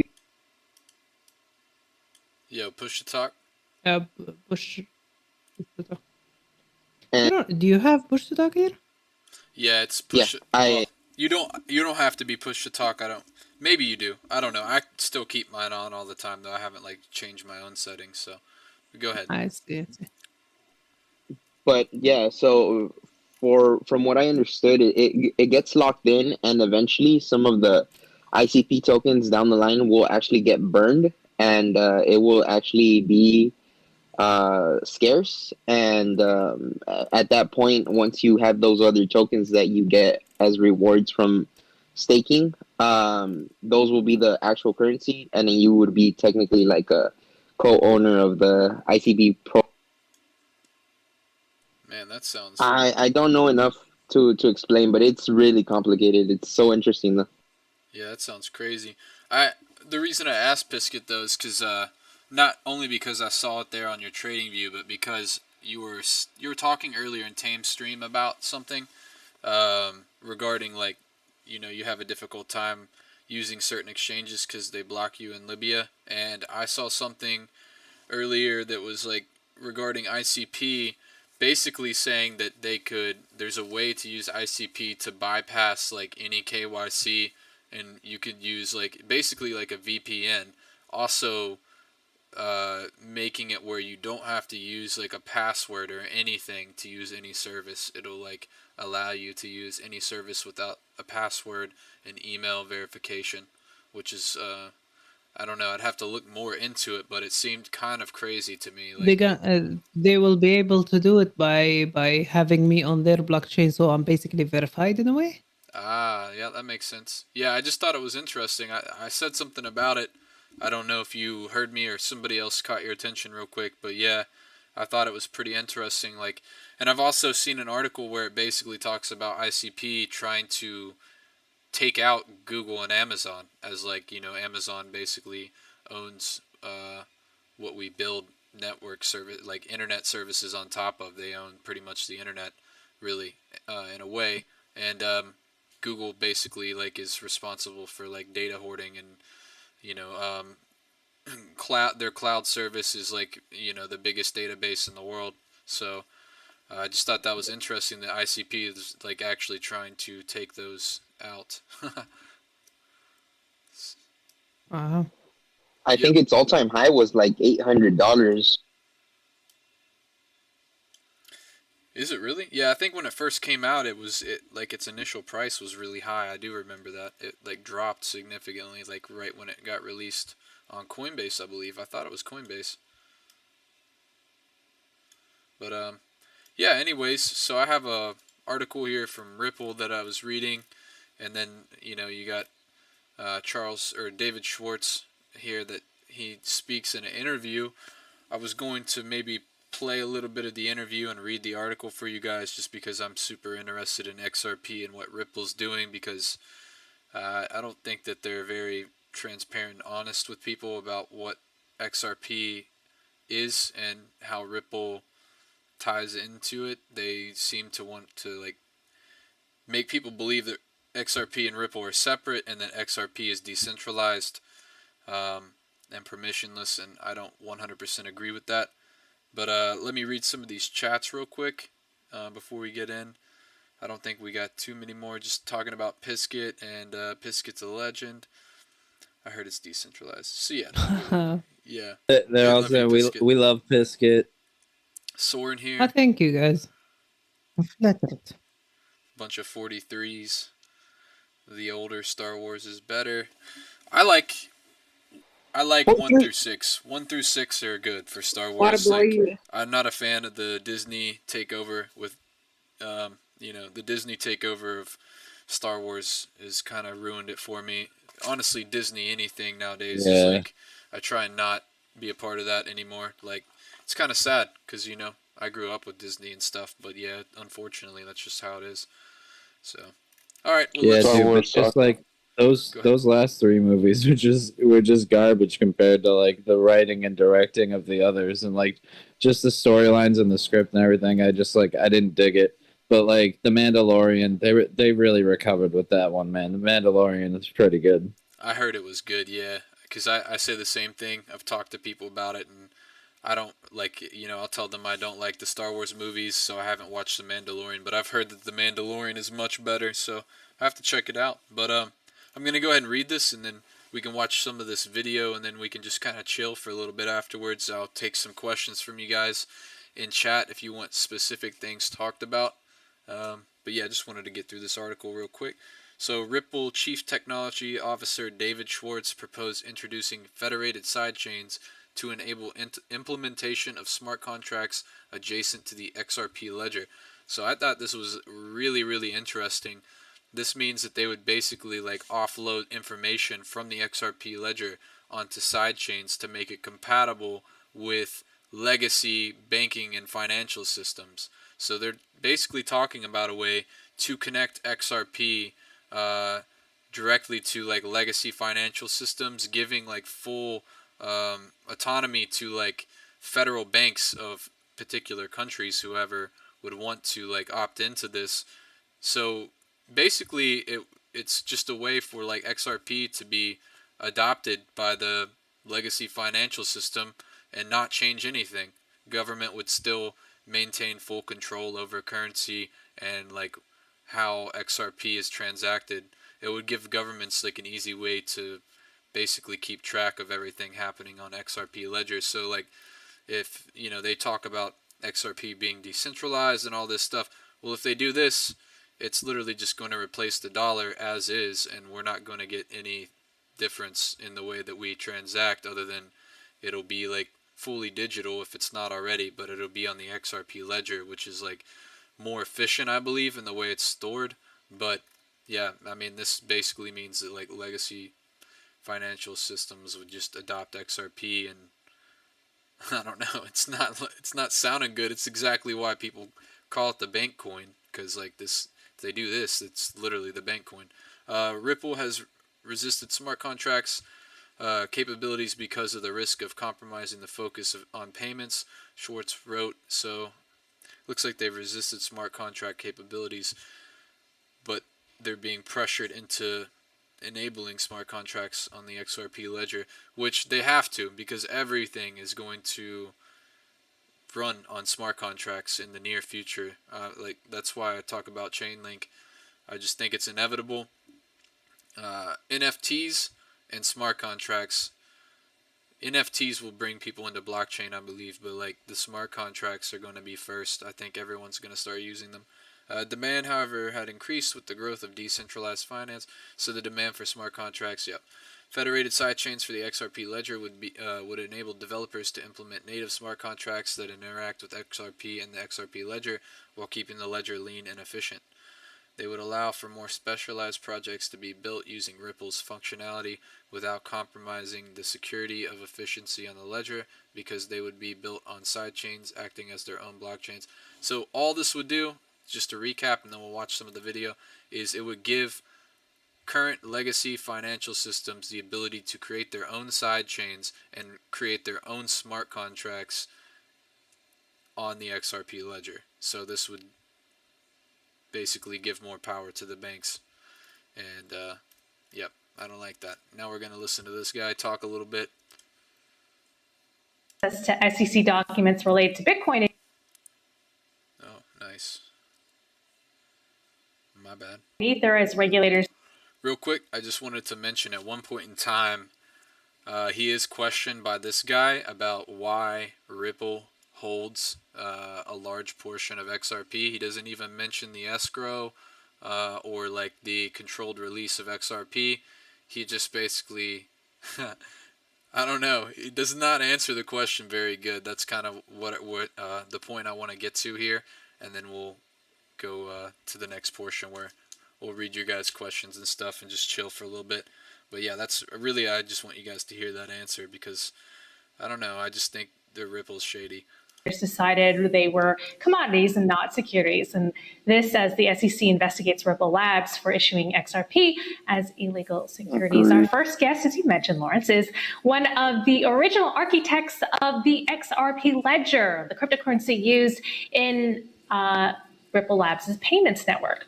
Joining us now is Ripple Chief Technology Officer David Schwartz in California. Welcome, bright and early, David. Thank you, Christine. It's a pleasure to be here. Pleasure to have you, David. All right, so I was hoping you could comment perhaps briefly on this piece of news out this morning. Is Ripple hoping to find evidence that XRP is similar to Bitcoin and Ether and should not be considered a security? Yeah, I think the primary argument that we're trying to make here is that the market considers them similar. We considered them similar. All of the evidence suggested that they were similar, and then the SEC just, comes out of nowhere and say, nope, they're completely different. Hey, Yukon. Yep, go ahead. Oh, can they hear it on the YouTube stream? Yeah, they can. Okay, because we can't hear it here. I was just wondering. If you're watching the YouTube stream, you'll be able to hear it. Yeah, my bad. Yep, no problem. Yeah, basically. Well, if you go to settings, you can change the stream volume and turn it up, and you can hear the video. Cool. Yeah, real quick. Sorry to interrupt. What he just said is like, we consider it similar, everyone else considers it similar, but you have to ask the question, why does everyone else consider it similar? Because XRP is not on a blockchain, it's literally on the XRP ledger. So therefore, it is not technically a cryptocurrency. It doesn't operate on a blockchain.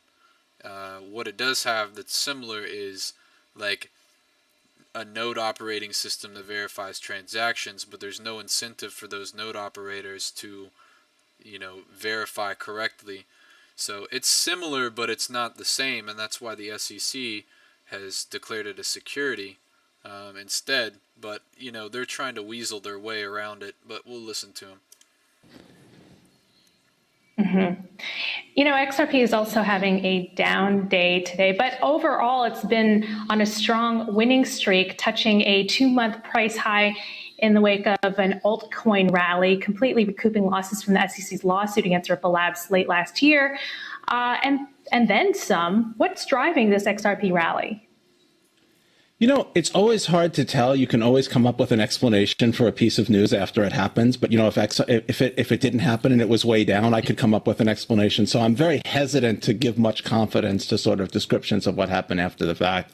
I think there were some rumors about a Coinbase relisting that might have sort of triggered some upward movement. And I also think there was recently a hearing in the case where, as you mentioned, Ripple was granted access to SEC documents that might have impacted the price. But these are all just guesses, and there's really no way to know. David, for some of the new people at home, by the way, I still want to keep calling you Joel Katz, but David, that's your Twitter handle, by the way. If people don't know, follow him on Twitter, Joel Katz. For the folks at home, there might be a lot of people who don't quite know the difference between XRP and Ripple. They use them interchangeably. So can you explain just briefly what the difference is for people who might not be familiar? Sure. And this is something that's a little frustrating for me because, I've been trying to clarify this for years, and it's just very difficult to kind of get the clarification through. I think also there's a lot of people who use the terms interchangeably. Ripple is a company. We're based in San Francisco. We have employees. We have shareholders. We have a CEO. I work for that company. I'm the chief technology officer. And it's a company like any other company. It's centralized. What the CEO says goes. There's a board of directors. It just works like any other company. The XRP is a digital asset. It's censorship resistant. It's publicly traded. It trades on the XRP ledger. Ripple does not own or control the XRP ledger in any way, just like Bitcoin and Ethereum. Those things are controlled by sort of de facto governance structures. They're not run by companies. Nobody can force those systems to behave in any particular way. So XRP is a digital asset, and Ripple is a company. So how did Ripple then get all the XRP that it has? It has about half the. So just how did that particular transaction happen? The XRP ledger has a very different design from what Bitcoin and Ethereum have, and many other digital assets. Like in Bitcoin. So literally at the beginning of the video, he tried to explain that everyone considers them to be similar, and they're similar. Now he just said that they're very different, while answering this question about why Ripple holds half the supply. So he already contradicted himself. I'm going to continue. The stakeholders are at least to some extent the miners, and the miners like reap the rewards of the transaction fees. So very much like eBay sort of interposes themselves between buyers and sellers, and like they make some money off the difference between what I'm willing to sell something for and what someone's willing to buy it for. Miners in Bitcoin and even in proof of stake systems, stakers sort of reap some profit on the fees that people are willing to pay for transactions. The XRP ledger doesn't work that way. It is not competitive. Nobody's competing to reap fees, and as a result, the fees are very, very low. Like the cost to perform a transaction on the XRP ledger is like 1,000th of a penny, and they complete in seconds. But because it's not a competitive system, it doesn't have any way to sort of award fees to a particular party. Because although if it had a way to award fees to particular parties, people would compete for those fees, and it would become competitive. So the way its design works is when the ledger first began operation, the 100 billion XRP, all that will ever exist, were sort of up for grabs. And lots of people grabbed XRP out of that system, but it just so happens that obviously, just like early miners mined, huge amounts of Bitcoin before the public knew about it or was using it, early XRP users grabbed large amounts of that pool of XRP. And so the people who developed the ledger wound up with, the vast majority of it, and then have been distributing it since then. All right. So you guys let me know how you feel about that in the comments. Basically just said that the guys who developed the XRP ledger then purchased like large amounts, and there's no way to incentivize people operating nodes in a truthful manner.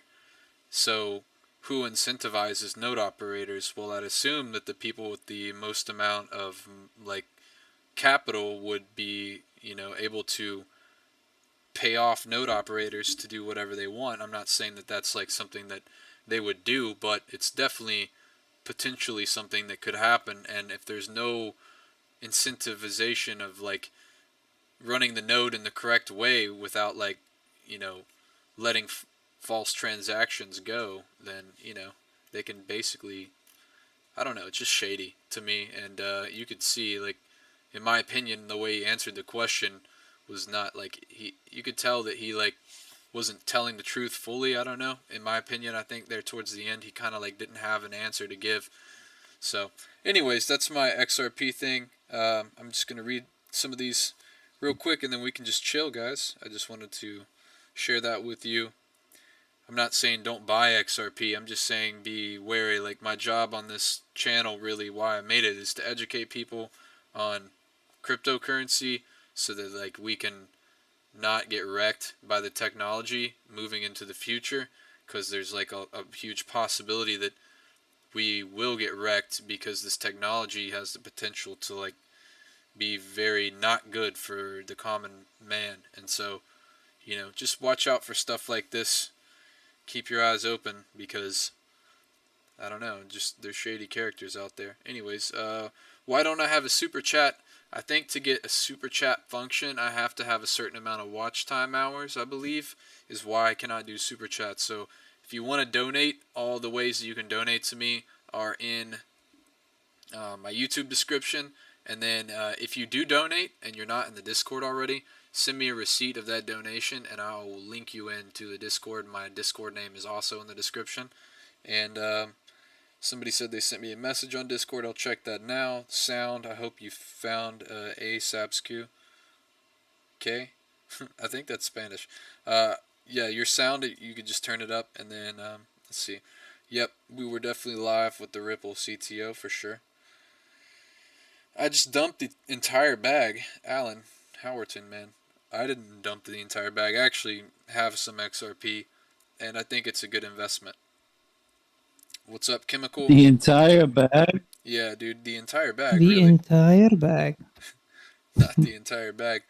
You're welcome, Alex. I just want to, make sure that we're trying to like share the truth with people, and I could be wrong about Ripple as a company, but I don't feel like I am, and I have like reason to believe that I'm right when it comes to that, just because I don't, like from what I've seen, they're not transparent, they're not honest about their intentions, and the claims that they have about XRP and the XRP ledger do not seem to be true in my opinion. Just like when I got in an argument on Twitter with that guy who's a Ripple employee and he's trying to tell me it's decentralized, I was literally quoting the white paper of how that is not true.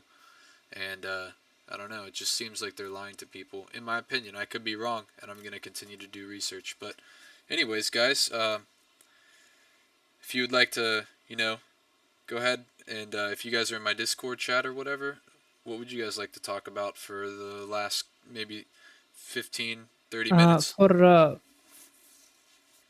the XRB, yeah. So the problem with the investing in a crypto for a longer term, that usually like people come into this space and they believe what they hear. So the problem with the XRB army, you would ask him like, why are you investing in XRB? Because it's gonna moon. How far will it go? It will go easily to $10. Why? Because the banks will use it. When you tell them that like this company holds the majority of it, it's pre-mined, it's not actually a blockchain. There's some stuff going on with it. It will mostly likely he will say, no, you don't understand. The problem is they need to do their own research. So the issue is you cannot defeat that argument of XRB going to $10 because you could look at other coins where they gone insane numbers while they didn't have any utility. Yeah. However, XRB in paper, the idea seems good. Like, it's gonna handle the transaction between the banks. It's blockchain for the banks. The banks need to send money between each other, blah, blah, blah. But in reality, if you go to the old financial system, look at these banks.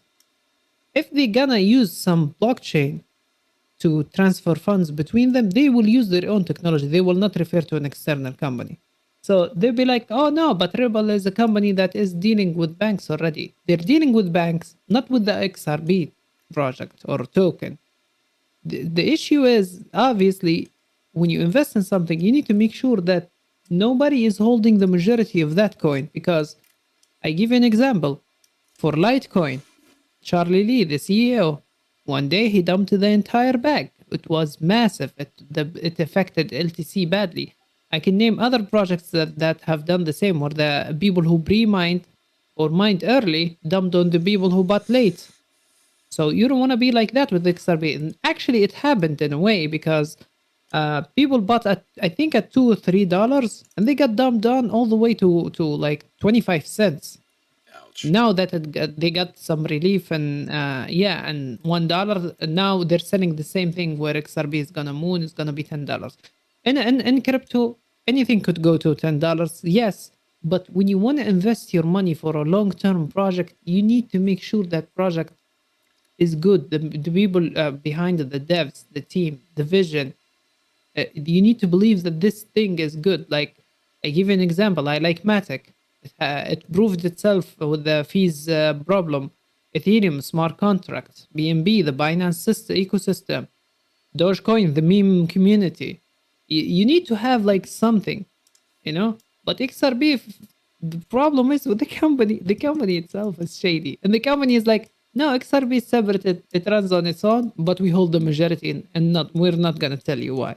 So red flags all over the place. Yeah, to me that just like, I mean, my issue isn't with like what you described with Litecoin. I'm not scared of Ripple dumping on anybody. What I'm more scared of is like, I think that they're trying to fool people into believing that XRP is similar to blockchain technology. They're riding that wave, knowing that people are going to eventually start asking for blockchain technology and smart contracts, because I think the technology is going to change the world for the better. People will see that, and XRP is going to try and confuse people into accepting.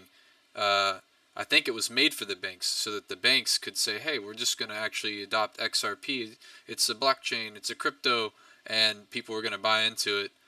And that's kind of like, I think it was built to fool people into giving the banks the same control that they already have, instead of like trying to switch to a new system that's more fair and gives control back to the people, which is what we want here in crypto. But I don't, I think Ripple has other intentions. I want to give a positive view of XRP. Yeah, please. So if they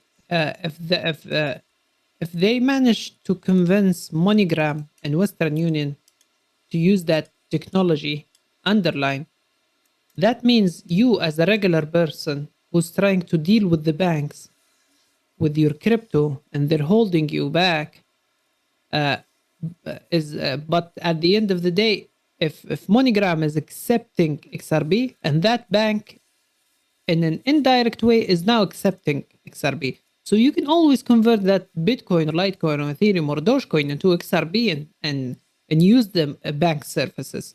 So at the end of the day, if they actually can like force their way into the banks, it's not that bad at the end of the day for us as a crypto community. But the idea of is it a safe investment? Is it something worth putting all your money in? Will it be the dominant currency and the only currency? The answer, in my opinion, is absolutely not. For sure. Yep. I agree with that. I don't think it'll be the dominant currency, and I think that I think Bitcoin definitely is going to have some importance to play in the future. Ethereum as well. Like I know that Ethereum is going to play a large role in the new internet, and whenever Web3 like fully comes to fruition, and it's like Web3 basically is like it's going to we're going to have internet everywhere, is the idea of Web3 everywhere. You won't be able to get away from the internet because it'll literally be everywhere. So it's bringing the internet to everywhere on the face of the earth, and that comes with a lot of infrastructure building, like 5G, and I think that we're going to have a lot of cameras that have facial recognition technology.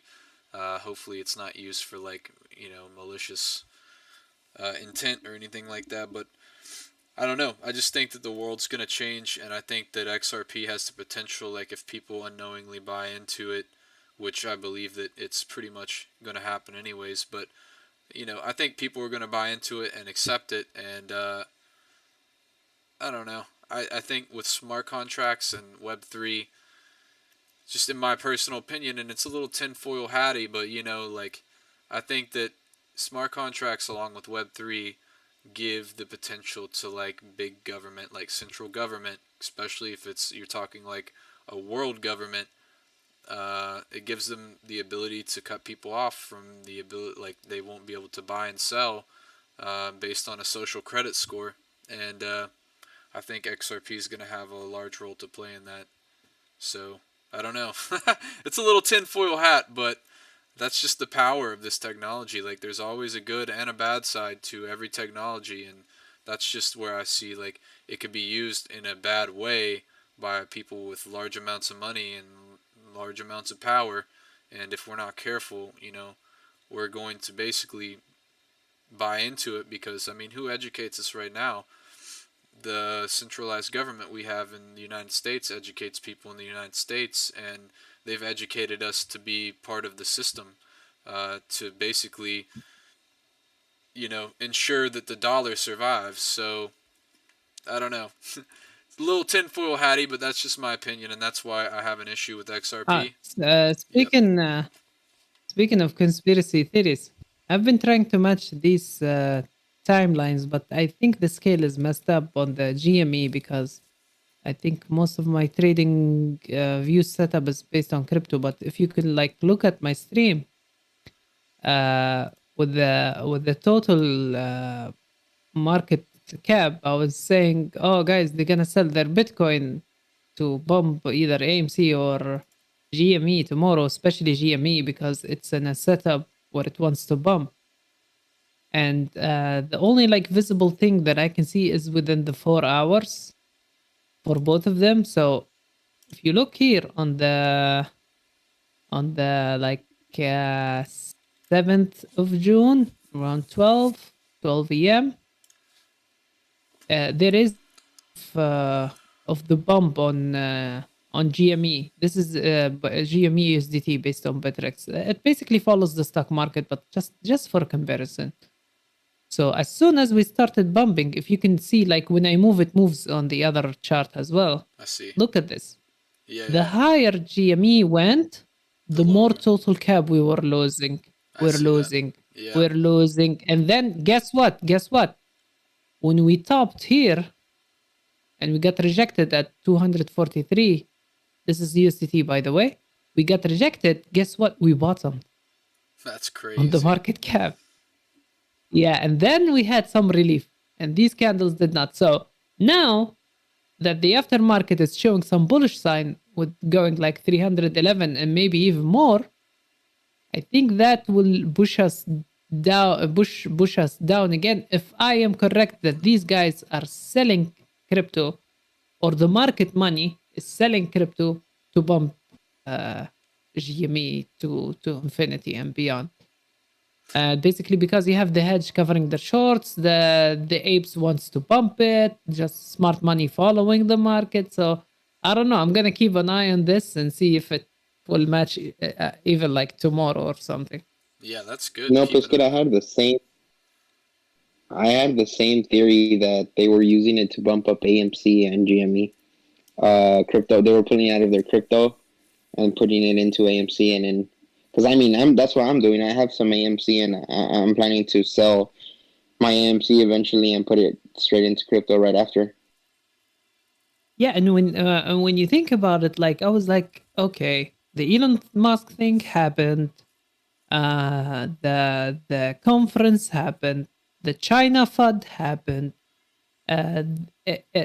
Any bad news you can think of about has already happened. The people who are like doubtful in crypto already sold. The people who accept their losses already sold. So I was like, who is still selling Bitcoin until today with these amounts? Like, who is depositing 1,000 Bitcoin every now and then to Coinbase and then market sell it every like 2 or 3 hours? Who's doing that? So I was like, oh, this has to be related to the AMC GME thing. It has. This what happened yesterday is definitely correlated in a way.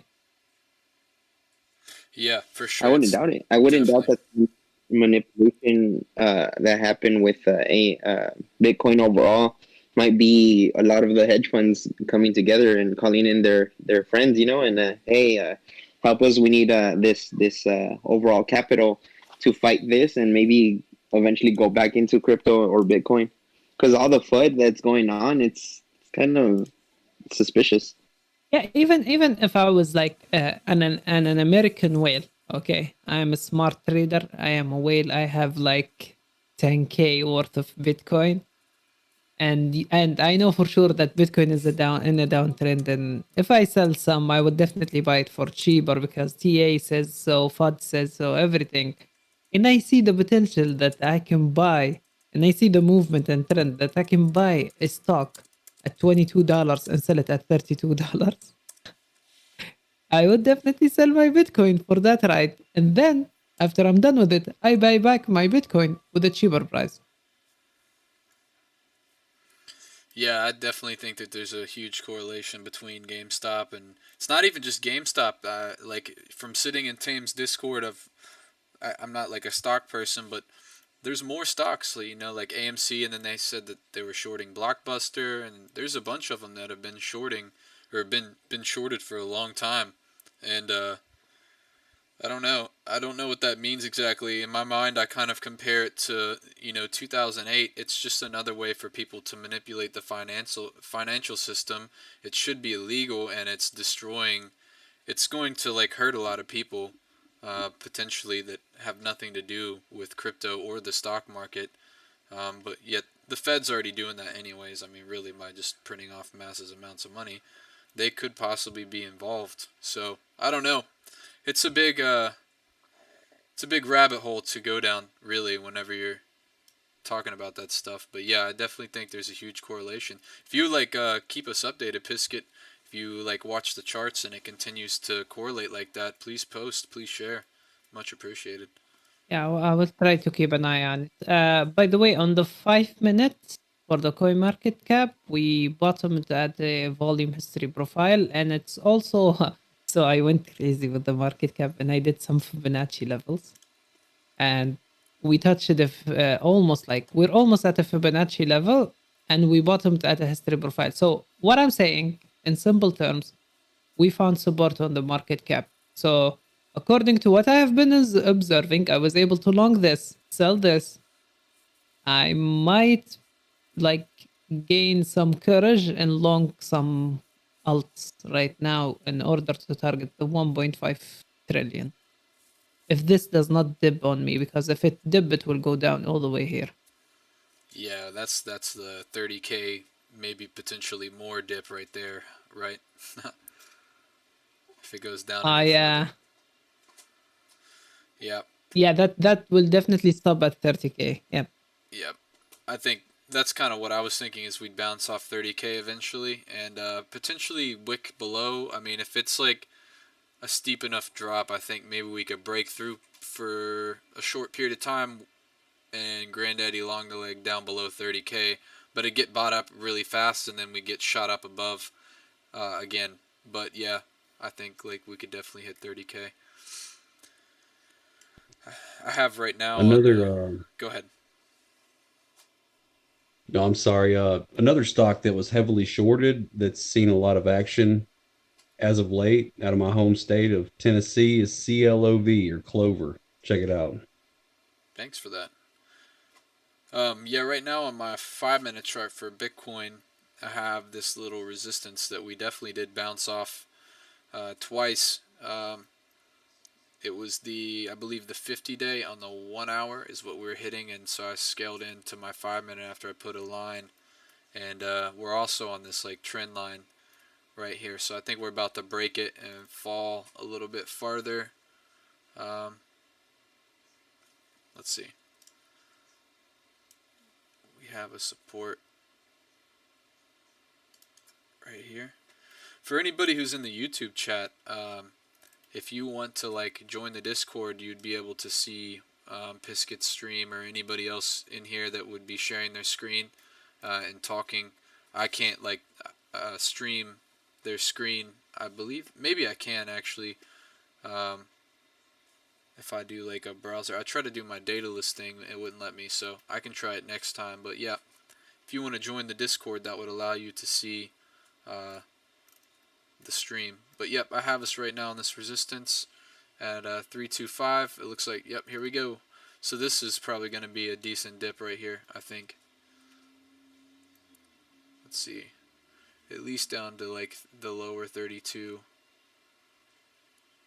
Well, it looks like we were testing it, but we didn't fully break through. We might just have wicked. If it goes down below and it stays down below for too long, though, we're definitely falling to at least 323. I have us in this little channel right here.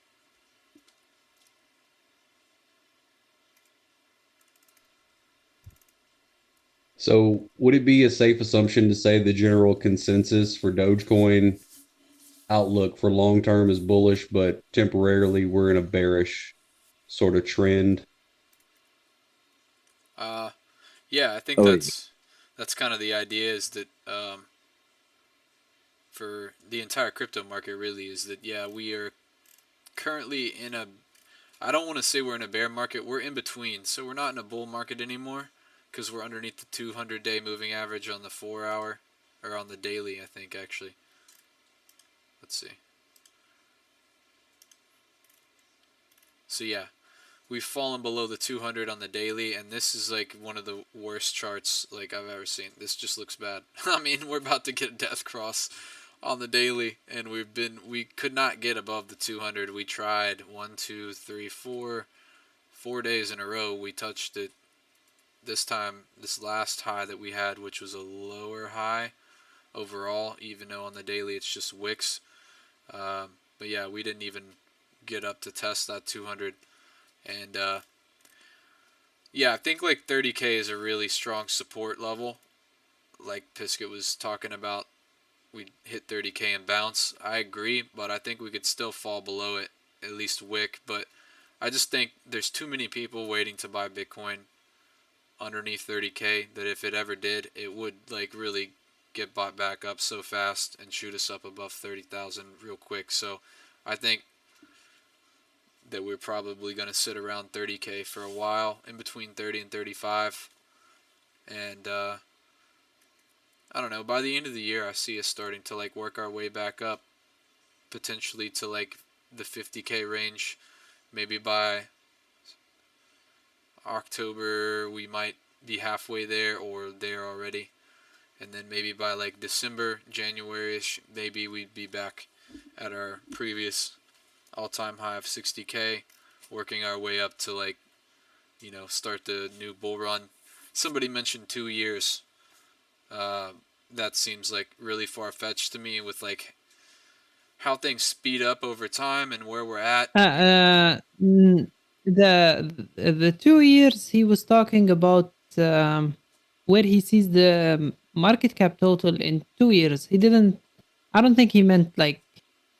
Do you think what do you think he meant when he said 2 years? Now that you mention that, I did see his chart. So on his chart, he had his trajectory showing that we did go up and get to like the 150,000, but then we dropped back to the 30K range. And so that would bring us back down to like the total market cap of 1.5. But then I did mention that I was like 2 years, that seems like a little crazy to me that we'd be back, especially if you're talking about like how things speed up over time. So I know we're in a market cycle thing where like the cycle just keeps repeating, but if that's true, then what we just did here is not a repetition of what we've done previously, seeing as how we did not have a blow off top this time that sent us into the bear market, if this is truly a bear market. So this is either the first half of the bull run and we just had a correction and we'll blast off soon, or this is like literally a new cycle that we haven't had yet, because the technology is starting to get real world use and people were starting to buy into it, because previously it was all speculation. I mean, now it's not really all speculation anymore, it's got real world use. So I think it's changed the market cycle forever, and I don't think we're going to repeat the same market cycle that we had previously because of that. That's just my opinion though. And he was, his trajectory, I think he took it up to 150,000 and then we dumped to 30K. And imagine if like we really adopted Ethereum. I definitely don't see it. If we hit that 100 and go below, above it, that would have a crazy impact on the whole world, and they will definitely take crypto more seriously. And I absolutely agree with you. Like 150 and then 30. Yeah, that's what I'm saying. Like if we go up to that price, that means that we've clearly had like a lot of people buy into the technology and we'd be using it, I feel like, in our everyday life. So for it to just drop back down to 30,000 like where we are now, that would be crazy. That's like saying that, you know, all the people who have invested in like the internet have just like randomly decided to pull all their money out and then we just stop using the internet. Like there's no, you know, like that doesn't make any sense. So I don't know. Absolutely, yeah. I know that they were talking about it potentially, worst case scenario, it hitting under 25K. Yeah, I've seen that too. I don't think it's so far-fetched to say. I mean, potentially we break through 30,000 and we fall to 20. I mean, that's realistic, I believe, but at the same time, I just think there's too many people with a lot of money waiting for 30K and below. And I feel like there's so many people waiting at 30K that we probably would be very hard to drop below it. And if we do, it'll get bought extremely fast. That's my own personal opinion, though. I did talk about how the other day I talked about how there's an incentive for whales to dump under 30K because they know that if they somehow have had like talks with some of the countries that want to, you know, buy a Bitcoin to use as legal tender, such as El Salvador or any other countries lining up to do so, and those countries have like made clear how much they want to purchase for, it would incentivize whales to dump so that they would, in the long term, have better gains because they could ride the wave back up, and they know that countries are buying in. That's money. So that would be the only reason I think we'd go below 30, is that they are working together to drop the price so that countries can buy in. But other than that, I just think it's very hard for us to go under 30,000 on Bitcoin again.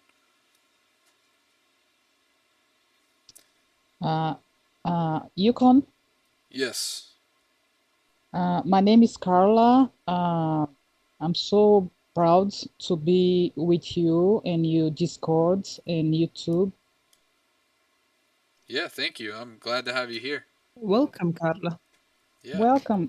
Thank you, Biscuit. Hey, You, nice to my, meet you.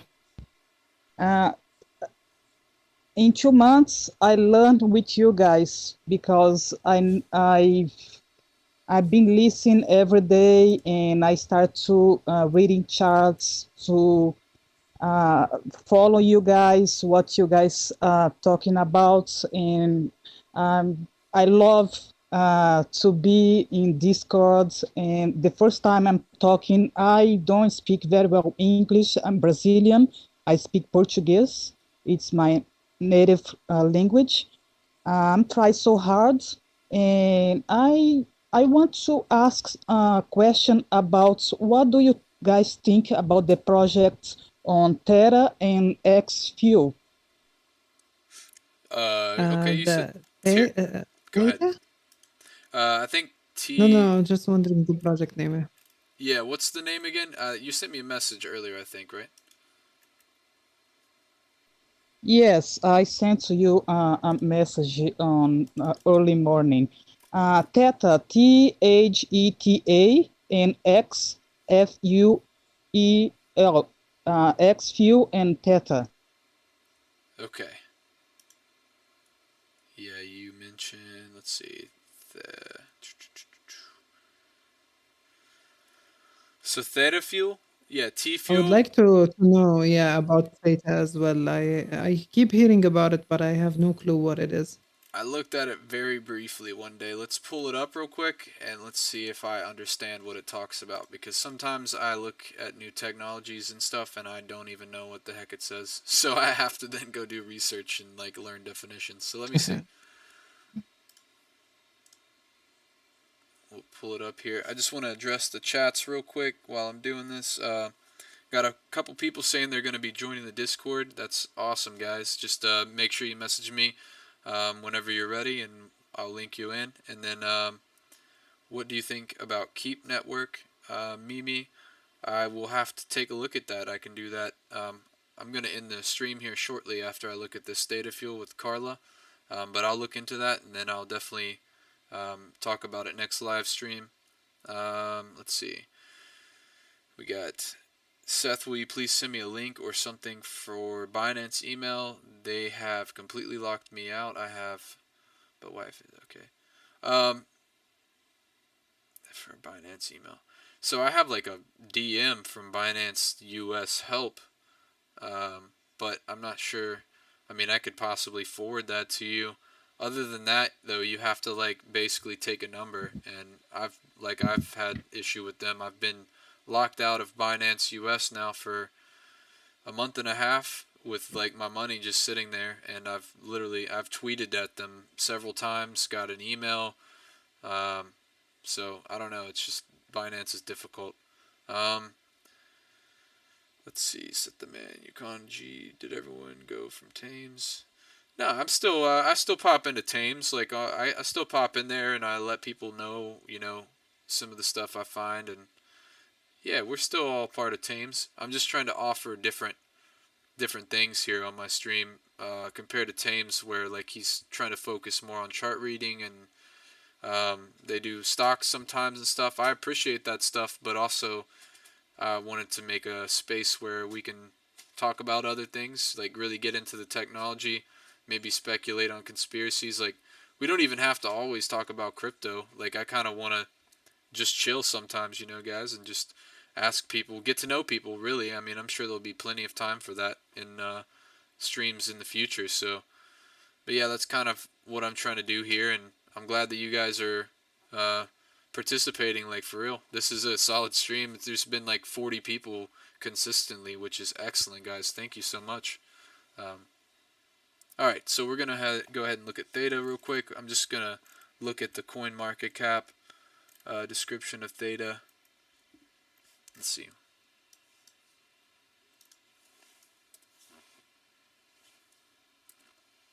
Yeah, man, this is sweet. I love how like everyone's like branching off into their own little like thing, and like each thing is like sort of different, but like still like sort of branched from Tames. Like it's all just like we're all still like Doge family. Like we all still hang out and stuff, but we can jump back and forth. Yeah, yeah, for sure. All right, And it's not like anyone. I mean, Tame's the only one that streams all the time. It's not like everyone else. They'll do a video here and there. Rick puts his chart up, but like he's only on his stream like sometime out of the day. But then like he'll be over at Tame's a lot too. So yeah, I wanted to like offer a different kind of content too, because for one, I don't have a setup going right now where I could really like offer a 24-hour live stream, and then I just feel like I like editing videos. I like doing the research and breaking it down, into like something that people can understand, even if they don't really know much about crypto. So, and then also, you guys probably have all watched the Sheets thing. I mean, that was awesome. Like, if I can do more of that. Oh, I forgot. I was gonna tell you guys the idea that I had. All right, so I worked at Bubba Gump's for like 4 years in Destin, Florida. And I was a host there. I served there. I did bartending. I did like stuff in the kitchen. I mean, I like did everything. I was employee of the month multiple times. Like, my name's still on the wall. And so I'm trying to move back down to Florida where I worked there in Destin, and because my son lives there. And I was thinking I go back and I talk to the GM, because I know the GM, and I also know the corporate manager who like manages that district, and I was going to talk to them and say, like, let me set up shop for 2 hours between 7 and 9, which is like peak time on a Thursday, which is the busiest day of the week in the summer, which is like 500 people probably in that time period are waiting to get in the building to eat. So I was going to set up shop and talk to people about cryptocurrency and Doge, film the entire thing, and everyone who buys like a souvenir cup, on their way out, if they showed me the receipt, I was going to send them like 50 Doge to promote. Like, that would be my like sell point to Bubba's, is like, if you let me do this, I will promote you guys your souvenir shop so you benefit from it, and I get a good video out of it. So I thought that would be sick. Like, Bubba Gump's at the beach, like, that would be pretty dope, and I would reach a large audience, and we'd probably get a lot of new subscribers, and just in general, like, a lot of people interested in crypto that maybe have never even really like thought about it before. So that's just an idea, but I think in the next month to 2 months, towards the end of summer, huge possibility for a video idea similar to the Sheets one, but it's like times 20. Anyways, let's talk about this Theta real quick. Go ahead.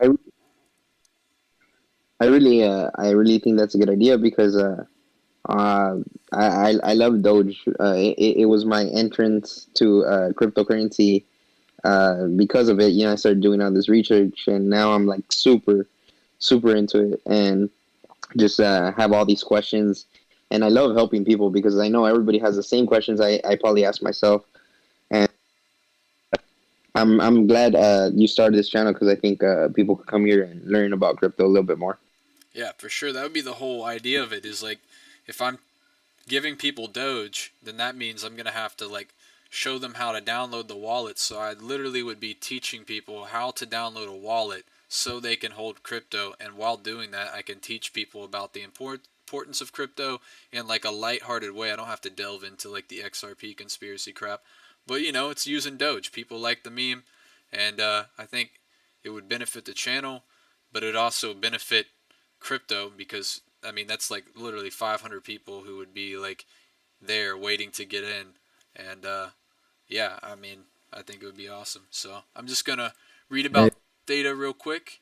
Sorry to cut you off, whoever that was. On that, Go ahead. I just wanted to say on that topic, I downloaded the VeChain Thor wallet thing, and like it's a wallet. It's like just a wallet, and they only accept like things that are on the VeChain network. Like they don't accept Ethereum or anything else. Yeah, I might have to do that. If I get a little bit of extra money, I might get some. Go ahead. I sent some of my vet over, and it only charged like 0.05 vet, so like it was like basically nothing. Hell yeah, that's pretty nice. Yeah, I definitely am interested knowing that you generate VThor, so I'll have to check it out. Alright, so what is Theta Fuel? Theta Fuel is one of the 2 native tokens of the Theta blockchain. T-Fuel should not be, I did read this one day, but I forgot about it. Should not be mistaken for Theta token, which is the governance token of the Theta blockchain, supported by thousands of community-run Guardian nodes and its enterprise validators, including Google, Google, Binance, Blockchain Ventures, Yumi, and Samsung. What? I need to look into this. What in the heck? T-Fuel is the second token on the Theta blockchain that serves as a utility token in decentralized video and data delivery. It also acts as a gas token. This means that it is used to power all operations on the Theta blockchain, like payment to relayers for sharing a video stream. So Theta Fuel seems like is the gas for the network, whereas holding Theta itself would mean that you're a stakeholder in the blockchain. Holding Theta Fuel does not mean you're a stakeholder, it just means you're able to transact on the blockchain. So let's check out Theta, because looking at Theta, it'll give us a better idea of what Theta Fuel can be used for.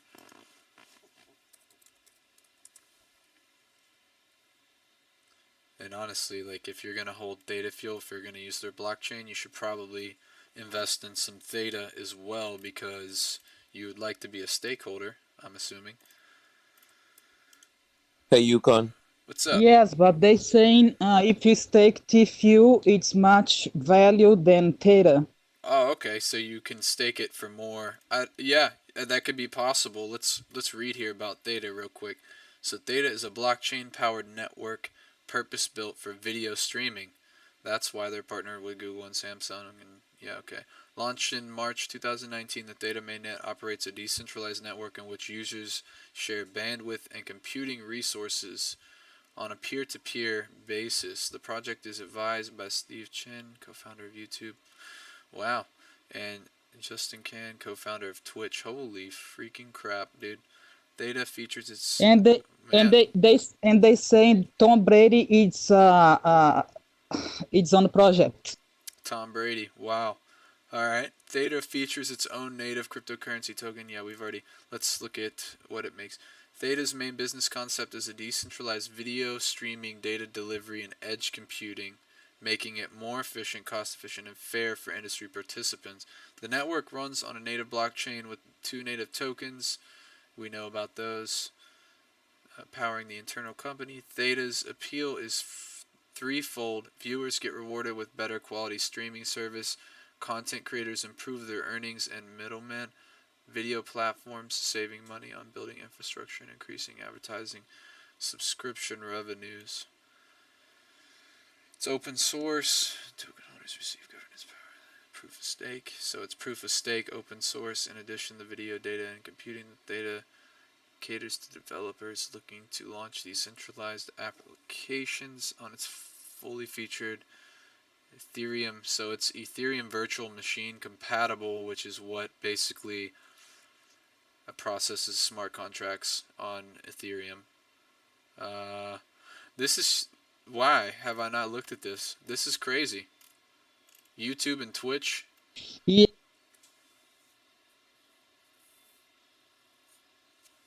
And I talk about NFTs. Yeah, I've always heard like on the social media and like the crypto community, they're like Theta, but I never actually looked at it. This is quite interesting to hear. Yeah, for sure. Biscuit, today, TFU up 15% and Bitcoin was down, and never gave up, was up. That's why I got on ask Yukon all day long. I was, Yukon, please check for me. Yeah, I'm sorry. I know he's busy. Yeah, I was at the gym and I was doing some stuff. I wish I would have looked into it because man, I could have bought some if I would have known like this is what it was. I mean, and you were asking about it, I probably would have picked up some because, I mean, you can't get any better than like YouTube and Twitch co-founders coming together to create a video streaming platform that's open source and decentralized and runs on the Ethereum blockchain. I mean, this is huge potential. If you, dude, this makes me wonder if Peepo is like in talks with this, like if Peepo partners with Theta. Oh, okay, go ahead. And Yukon, that's a video stream. That means something, that's technology. They invest in money on this blockchain, right? For sure, this would mean like Twitch streamers would operate on Theta if they really go. I mean, I'm sure it would be like the future. So it would be the Web3 version of like what we have with Twitch and YouTube combined into one platform, but on the blockchain. So I assume the transition from Web 2 to Web 3 would involve Twitch and YouTube content creators moving to the Theta platform because it seems like their co-founders have been working on this. I mean, if the transition to Web 3 would probably involve like YouTube and Twitch being swallowed by Theta, really, and like they probably make it easy for those content creators to switch to Theta platform. I don't know. This is crazy. I mean, I can't believe this is a thing. What? How did I not know about this? So yeah, I mean. How do you find that? Yeah, I'm on CoinMarketCap. I just looked up Theta. Yeah, I'm gonna definitely keep my eye on this. I gotta ask. Now I have to go ask in my Peepo Discord. I'm gonna hit up the developers and ask them if they've like even considered like somehow partnering with Theta. I'm sure they have. Yeah. Theta itself launched in 2018, at which time it was distributed to buyers as ERC20, but I think it's its own blockchain. I'm sure afterwards all converted to Yukon. Theta. Yeah. Yep. On my search, they saying it's going to $50 by the end of the year. Yeah, I mean that's speculative, but if I definitely think that whenever the market picks back up, it's going. I know, but all the predictions, because they updated 3 times the mining. Now it's mining 3. All the projection now it's different because Bitcoin is on way down. We don't know about the whole market, but all the time when they upgrade the mining, it's getting like 20%, 25% up when they release the upgrades. All right. Well, if it goes to $20, I would be happy.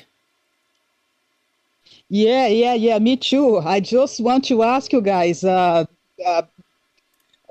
if this coin is gonna have some retracement or some cooling on the days now, because today Bitcoin was down, and TFU was, you guys check, today it's crazy. I was like, oh my God, I don't know if I get in. I don't know if the good timing. You can please help me. And he was like, I'm waiting. Don't worry. I think if you want to go into something for long term, for like end of the year, first of all, this bear market dip correction, whatever it is we're going through, is a really good time to re-enter some positions, but like not all in. You would start growing your bag slowly, but the prices now, they seem okay, and they seem like this downtrend is strong. So I don't think we're gonna like wake up tomorrow to Bitcoin above 60K again, which basically it means you missed the chance. I think we will be hovering here and there between like 30, 20K, 40K, something like this within a month. So you have plenty of time to plan, study a project, and see if it's worth investing. You know why I got it interesting? Because I'm playing with BitGaps, the boot on demo account, and I pick random this coin, and I play all weekend, and I got so much money. I said, "Oh my God, what's going on with this coin?" Because Bitcoin was bleeding, and this coin, it was steady up. I say, "Oh my God, it's maybe this coin is not related to the BTC because I'm new on this. I don't know nothing."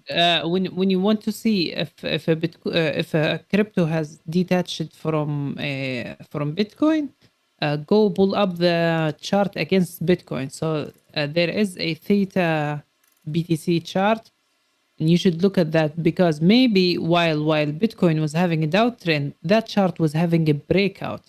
So you need to pay more Bitcoin to buy Theta. So that was uptrending, and it wouldn't care. Like if BTC is going down, it might pause the trend, but as soon as Bitcoin stops going down, it will fly. Every now and then it flies. Every time you see sideways on Bitcoin, it will keep flying because it is in an uptrend. But that chart, when it flips downtrend, even if Bitcoin is going up, you will still be down. Okay, because it's correlated. If Bitcoin is down, the Theta will be up. If it's one win, one lose.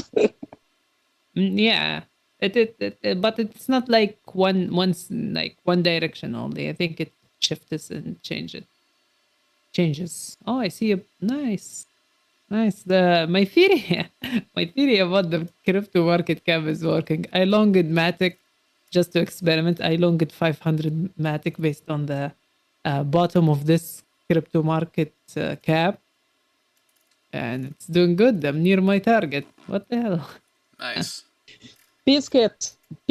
Last question. I gotta go. I have to work early tomorrow. What do you think on DOGE? Do you think on 1 hour we have inverted head and shoulder, or we still waiting for tomorrow to see what's happened with GME? So with the wow, even Dogecoin is having an uptick on the 5-minute. Where it's growing, 32. Yeah, 32 cents. Holy shit! Yeah. What is that? Just went up and yeah. Biscuit. What time frame you see the head and shoulders? 1 hour, and 15 minutes, 1 hour. Holy crap, I just went back to my chart here on TradingView, and Bitcoin, massive candle on the 5-minute. that coin market cap is magic, I'm telling you. I wish I knew about this like 2 weeks ago, man. Yeah. I'm gonna assume this is like the head, and this is the left shoulder, and this is the right shoulder. It's pretty messed up, I think. No, actually they're equal. So this should be the neckline, and in order for it to be valid, you need to break that neckline. So you need Dogecoin to go above 333. It's the magic number now. 333 is the magic number. So you need to break the 333, and then you can long it all the way to maybe even 347 or 35 if you want. That is based on the fact that it is head and shoulders. However, one thing you should always note when you're charting head and shoulders is the volume. I don't have the volume on this chart, but like you need to see on the right shoulder You need to see a volume spike. Wait, maybe I can pull up the volume. Hold on 1 second. I got a Volume. chat. Ooh, I got a lot of chat. Theta Fool, wish I could buy it. How do I get the? How do you get into the Discord? Man, I can't read. Chemicals. So what you need to do is you need to go to my YouTube description. In the description, there's Cashapp, PayPal, and some wallet addresses. You just send me a picture on Discord of a donation, and then I will let you into the Discord. I'm not asking for $50 like Tame. I'm asking for $5, just because I want it to be like easily accessible. So $5. If you want to donate more, feel free, but that's what I'm asking for. Mimi, I'm in your Discord. Message me if you find anything good.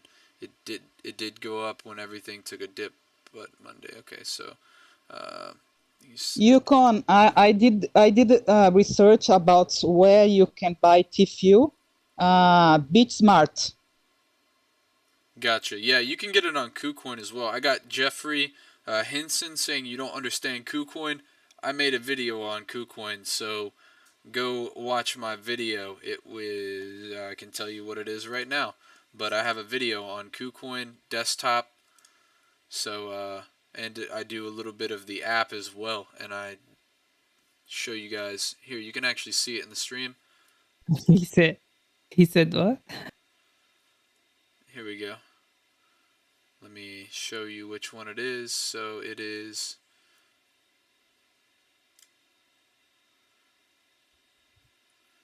this one right here. How to buy Telcoin and stake on KuCoin exchange. This is the video you want to watch. It tells you guys how to use KuCoin. I thought he said you don't understand it. Okay. No, I was like, you barely started. How you're getting trolls already? Yeah, you thought he said that I don't know how to use KuCoin? Yeah, I was like, what the hell? Yeah. Yeah, so just go watch that video there, Jeffrey, and you commented a lot of stuff. Or pink. Okay, so I just do it on Binance. Wow. Hey Seth, do you recommend any videos or books on chart reading and different methods? Honestly, Tame's Discord, just figure out who you should listen to. I mean, Rick, Piskett, let's think. There's some good charts. Icehouse. Adam. Yeah, I haven't seen Adam in a long time though. But yeah, you just gotta. He's relocating. He will be back in 2 days, I think. Okay, nice. Yeah, if you get in Tame's Discord and kind of just chill. You know, it's not always the best or most productive, but eventually there will be someone in there. You don't even have to like have the sound turned on. Honestly, there's people streaming their charts. Look at their charts. You can use the mic to ask, hey, this person, what's on your chart? They'll tell you, and then you just compare with your own, draw the lines that they have, try and learn. That's how I did it, and I'm not the best or anything, but when I came into the Discord, I wasn't really good at chart reading. I struggled to scalp Chainlink for the previous year. So, and now I usually don't trust myself, but I feel like I make calls and other people trust me, and they usually profit from it.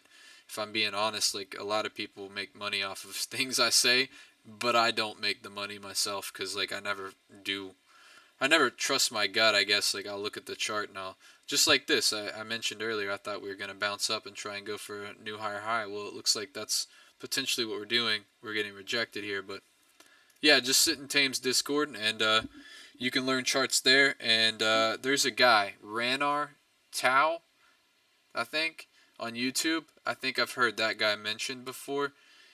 He's somebody you can look up, Ranar Tao. And then we have Jeffrey Hinson talking about Doge, waiting for a big dip.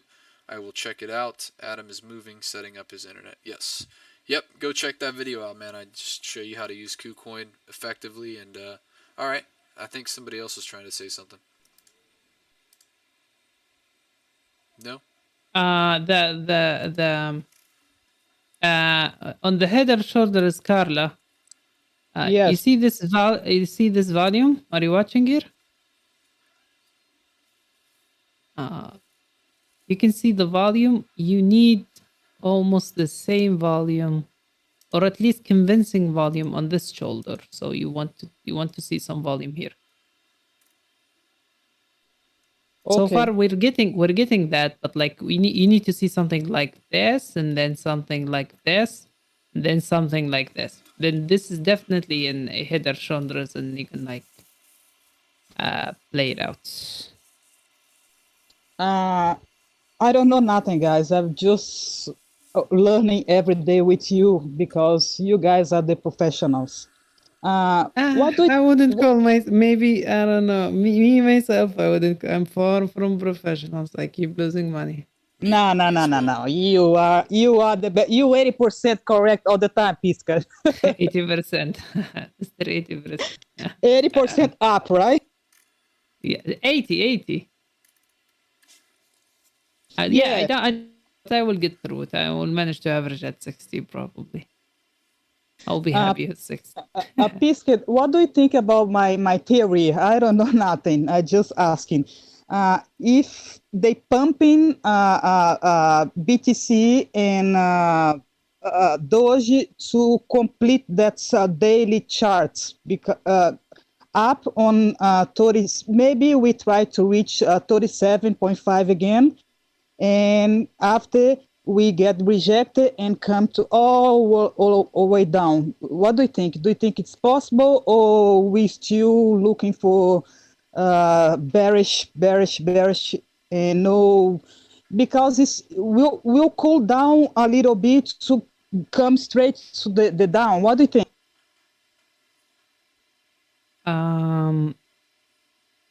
I think looking here at the daily on the volume history profile, you can see a lot of money laying on this range between 30 cents and all the way up to 33.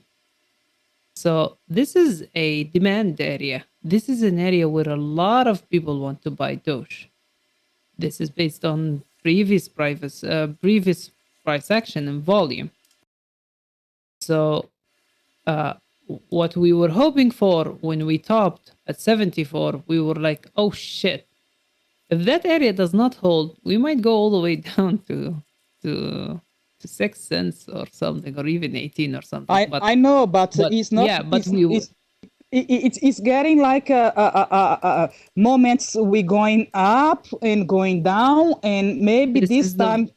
This is the market. It goes up and down. There is no market that goes one way strictly. So, but what I want you to note is like we dropped down, we found support. We went up, we dropped down, we found support. Went up, we dropped down, we found support. We went up, we dropped down, we found support. That shows you like how many times is that? We're basically. Do you see this U shape? Bitcoin did this U shape in the market as the bottom, around 3K to 7K, where people were like crazy about Bitcoin buying at that level. So if we apply the same theory here on Doge, this is the accumulation part. This is like a bottom forming and a bottom formed. To be honest, we should have gone up like here on the 45. We should have broken up, and we went like skyrocketed to our all-time high again. But like with Bitcoin and FUD, the news and everything, we're being pressured down. And that makes sense because money wants to exit the market, smart money wants to watch from the side, blah, blah, blah. But that does not change the fact that we have high demand on this area. So as long as this area continues to be a demand area, and there is accumulation, basically people buying, eventually we're gonna get an explosion. Eventually we're gonna go up. Like I'm not sure when, but like definitely I think and I believe that July month for Doge is gonna be huge. Obviously, like it's gonna be at least a 15 to 30 cents move. Pisket, I heard early on Tim's Discord. I don't know if he was talking or the other guys talking about on Miami convention Bitcoin. They talking about they moving the mining from China to Canada and US. It's on the way on a ship moving to here because I live in USA. And this, when this is done and all the project is running mining over here, it's gonna be a upside moment. It's a bull market again. Did you hear about it?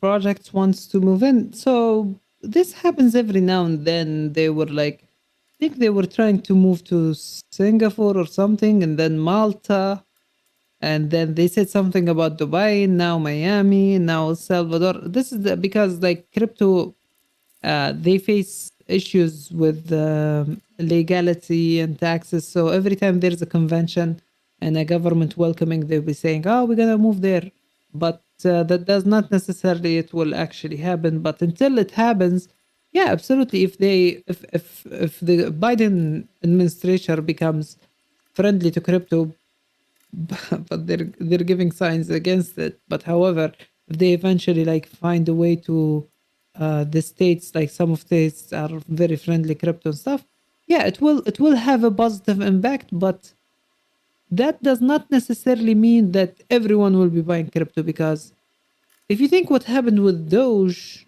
I think everyone got involved in crypto in a way. So we already saw what could happen if all the people buy something. But does that necessarily mean that the people seeing the companies moving in, that they will buy again, they will make the market boom? I don't know. I think we will have to see. I'm not sure.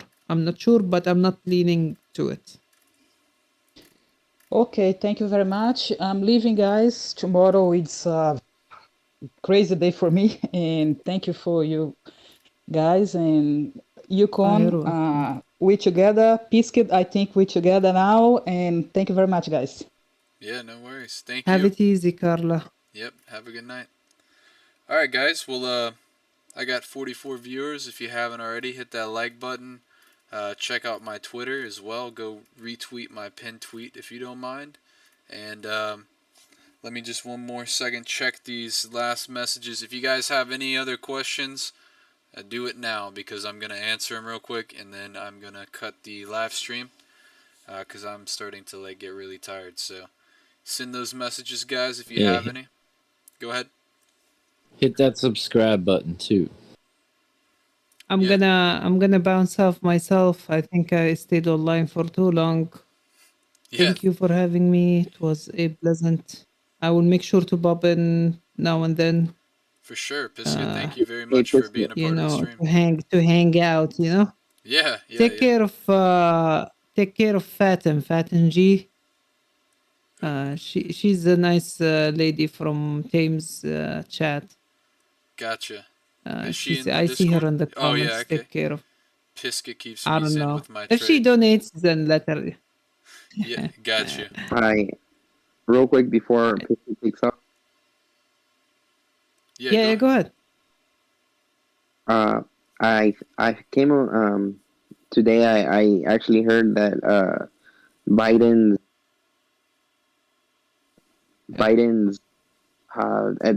advisor. I think it's a tech advisor. I don't recall what he is. Yeah, but his major hold is actually on BTC. Yep, saw that. Yeah, he has someone involved in blockchain. Yeah. So that's something positive. This is what I was saying. Like they need to. The Biden administration needs to be friendly to crypto. So the projects coming into states like Miami that is adopting crypto, when they come to the US, they will feel welcome. They will feel like they don't have to pay much. They will feel the business they can boom. They will feel like they're another Silicon Valley, in order to see prosper across everywhere. That's the ideal scenario. But you know how it is. They're gonna fight anything decentralized. Basically, they want to get their hands on anything. For sure. I heard Texas wants to try to do that, be like a cradle for crypto, Texas, and they actually just met with a couple of influencers and talked a bit about it, and they're thinking about putting some of crypto in, or specifically BTC into their treasuries. Yeah, that could happen. Is that a cup and handle on the 5 minutes? Ooh, yeah, looking It's like happening across the board. Yeah. Yeah, it's so weird. Yeah. All Hey right, guys, I'm gonna sign out, guys. All right, Pisket. Thank you very much. Yeah, check Night, in from time Biscuit. to time. Enjoyed having you. Yeah, yeah, this is my second home. I will hop in, bust the door, and hang out. Nice. Yeah. Yeah, Hell see you yeah. guys later. See ya. See you, Biscuit. hey Later, guys, Biscuit. really quick, a friend of mine just sent me a chart that I found really interesting. It appears that more ETH was moved out of Coinbase today than in the last 18 months. I don't know, Yukon, if you've got a place for charts, but I'd like to share it. Looks like about 400,000. In the Discord, you mean? Like a place for charts? Correct. Let me see. I think I've put something in here like that. Maybe not. Let's see. Trading. Yeah. Near the bottom, if you scroll all the way down, you'll see trading. I'm going to actually move it all the way to the top because it's... Yeah. Let me just... I'll move it to the top and then... yeah, charts and bots.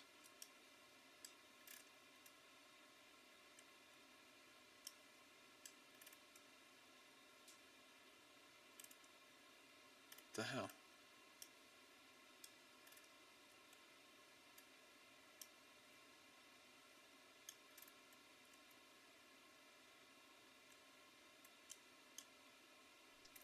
You said charts and bots, is that right?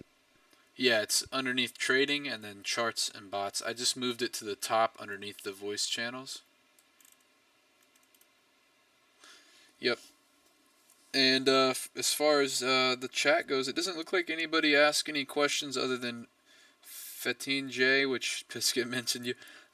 Yukon, are you holding any BTC for long term?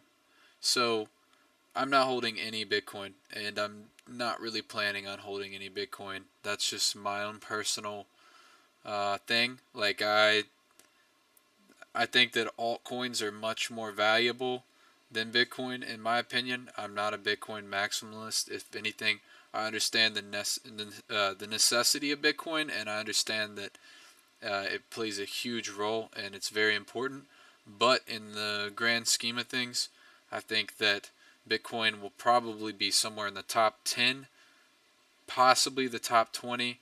It will not remain number one. Eventually, it will be surpassed by multiple coins, in my opinion, and I just think that I'm better off choosing projects that I truly believe in, and I'm not 100% convinced on Bitcoin. I think that it's the first of its kind, and I respect it for that. But as far as the technology, I think it's been improved upon greatly already, and yeah, that's just my own personal opinion, though. I mean, I know that there's people building on top of it. Like I mentioned, the Lightning Network and Taproot. Those are going to solve issues, but yeah, I just think that we already have better technology than Bitcoin, and eventually, whenever the crypto market isn't just speculation, and we start really using these technologies, that Bitcoin will lose dominance and possibly fall out of the top 10. That's my personal opinion. Thank you for the FOMO-sexual.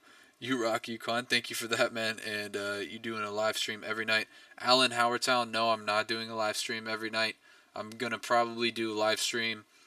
I don't know. I haven't figured out the schedule yet, guys. So I'm just trying to do whatever works for me. I'm trying to at least put one thing of content out a day, whether that's a video or a live stream. And maybe like one day a week where I don't do anything for the short term. So tomorrow I'm going to try and do a video on OccamFi using Uniswap to purchase OccamFi and then adding it to a liquidity pool and staking OccamFi on Occam's Razor. That's the video that I'm going to do tomorrow. So if you're interested in how to do that, if you're interested in the Cardano ecosystem, definitely watch that video. That's, you know, I'm going to start really looking into some of these Cardano tokens moving forward. OccamFi is like my number one pick because it's a DeFi aggregate for the entire Cardano blockchain, and yeah, I mean it's just going to be, or rather a DeFi layer. It's going to be awesome. I think it's going to be massive. So DeFire is another one. DeFi is going to be huge. I don't currently hold any, but I want to get some of that. But yeah, I mean, if I'm not putting out a video, most likely I'll do a live stream. This one was excellent. I've pretty much had, like I said, 40 viewers the entire time, and that's really good. So yeah, I mean, definitely, if people are going to tune in, then I'm going to stream more often, especially if we can get people like Pisket to come in and join us. So go ahead. Hey, Yukon. Yep. I think if you get the chance, I would do some more research on that card. They have a lot of good projects coming out for the Cardano ecosystem too, including that DEX, C-Swap. I'm currently mining it, liquidity mining it, and I getting some pretty good returns on my 4 cards that I threw into liquidity. Nice. I see you sent me a message. How's your Akamfi mining doing? Let's check. Oh yeah, that was me. Yeah, I know. That's what I'm saying. That was you. Correct? That was you that sent me that message, yeah? Yeah. Okay, yeah, that's what I was saying. You. Alright, so we're gonna go to Akamfi. Yeah, I put some Akamfi in there as well. So it looks like for Akamfi, I've generated on a 13.34% stake, which all the ETH I showed you guys earlier in my wallet, my MetaMask here, this is mostly going to be invested in Akamfi, but I'm going to save it for the video tomorrow so I can actually do, you know, what I need to do. Actually, I don't know. I might have to take a look at the prices. Maybe tonight's the night to buy here. But, yeah. So I'm going to stake some in Akamfi, of course, because I'm going to need ETH to add to the liquidity pool. So on the liquidity pool that I have 4 tokens staked, I've generated almost a fifth of an Akamfi token. And then for my Razor rewards, which I believe this is not just through Akamfi, this is anything that you're staking through Occam's Razor, your Razor rewards, it'll generate here in OCC tokens, and I have just 1/100th, it looks like, of a token, so it's like much slower. Let's see. Yeah, this is like 100%, so I'm going to try and do as much as I can in here, and then everything else that I can't fit in the liquidity pool because I'll run out of ETH, we're going to put it into just straight staking. I'm going to purchase more, but also I have to try and, I might wait, actually I might stay up here a little bit. I'm not going to stream the entire time, but I've noticed the gas price has been dropping. So potentially, if it drops a little bit lower, I really would like, you know, better gas prices. But anyways, other than that, you guys didn't seem to really ask me too many questions here. Hit the notification bell. Exactly, Aaron Smith. Thank you for that. I will be here, bro. I will get you on the Shiba train, Wilkerson special. Thank you. I mean, I wouldn't mind purchasing some Sheeb, honestly. I just really need to like do that if I have extra money, which right now I have other things I want to buy first. Chainlink. I said I want to buy more Ethereum. Now I want to buy some of this Theta. I want to pick up some VeChain. Maybe a little bit more XRP. Cardano, of course. Yeah, like I could never get enough Cardano, but I mean, you know, I got some things in front of Sheeb. But yeah, guys. No, I mean cards for card starter. That's. I think it'd be smart to put some in. Yeah, for sure, man. I just have to. I mean, I'm not saying it's a bad idea, but like I said, like I have other things I want to buy first. Like I'm extremely bullish on Chainlink. I really want to buy more Ethereum. Those are like my top 2. When I get more money, like I said, if I could access that money on Binance, the first thing I'm doing is buying Chainlink and Ethereum, and then the card starter thing is definitely something to look into, but I think Occam's Razor is going to offer like similar things, and the card starter thing is cool. It allows you to get in like in an IDO way, where this is like they've already had their IDO, it's already happened, and I don't know. I just have to look into the card starter thing more, potentially, but like I said, I'm going to do Chainlink and Ethereum first at these low prices. I don't want to miss out. There's always going to be new projects, to pick up cards for, whereas there's not always going to be you know, a $2,500 ETH and a $22 chain link. I mean, there hasn't been a $20 chain link since like last October, I believe. So it's now, you know, I really want to, if I had money right now, that's what I'd be buying. But yeah, guys, hit the subscribe button, hit the bell for me so you guys will know when I'm doing stuff. Go and retweet my last tweet, or the pinned tweet. It's my latest video on Cardano. And yeah, if you're interested, all the information for donation is in my description. If you do that, message me on Discord. My name is also in the Discord there. Add me as a friend first. I think you have to do that first. Then message me a picture of the donation, and I will link you guys in. Thank you guys for participating in the live stream. Yeah, you guys watch the entire thing. We'll be doing this more often. And also, thank you to all the Discord members that chilled in the chat and, you know, talked. Thank you. Yeah, man. Thanks for having us, and thanks for doing the stream. No problem. Yeah, thank you, Yukon. No problem. Who was that? You didn't talk the entire We appreciate your knowledge. Oh, this is Naomi. I just listen in all the time. I just take in the information. Okay. All right, cool. Yeah.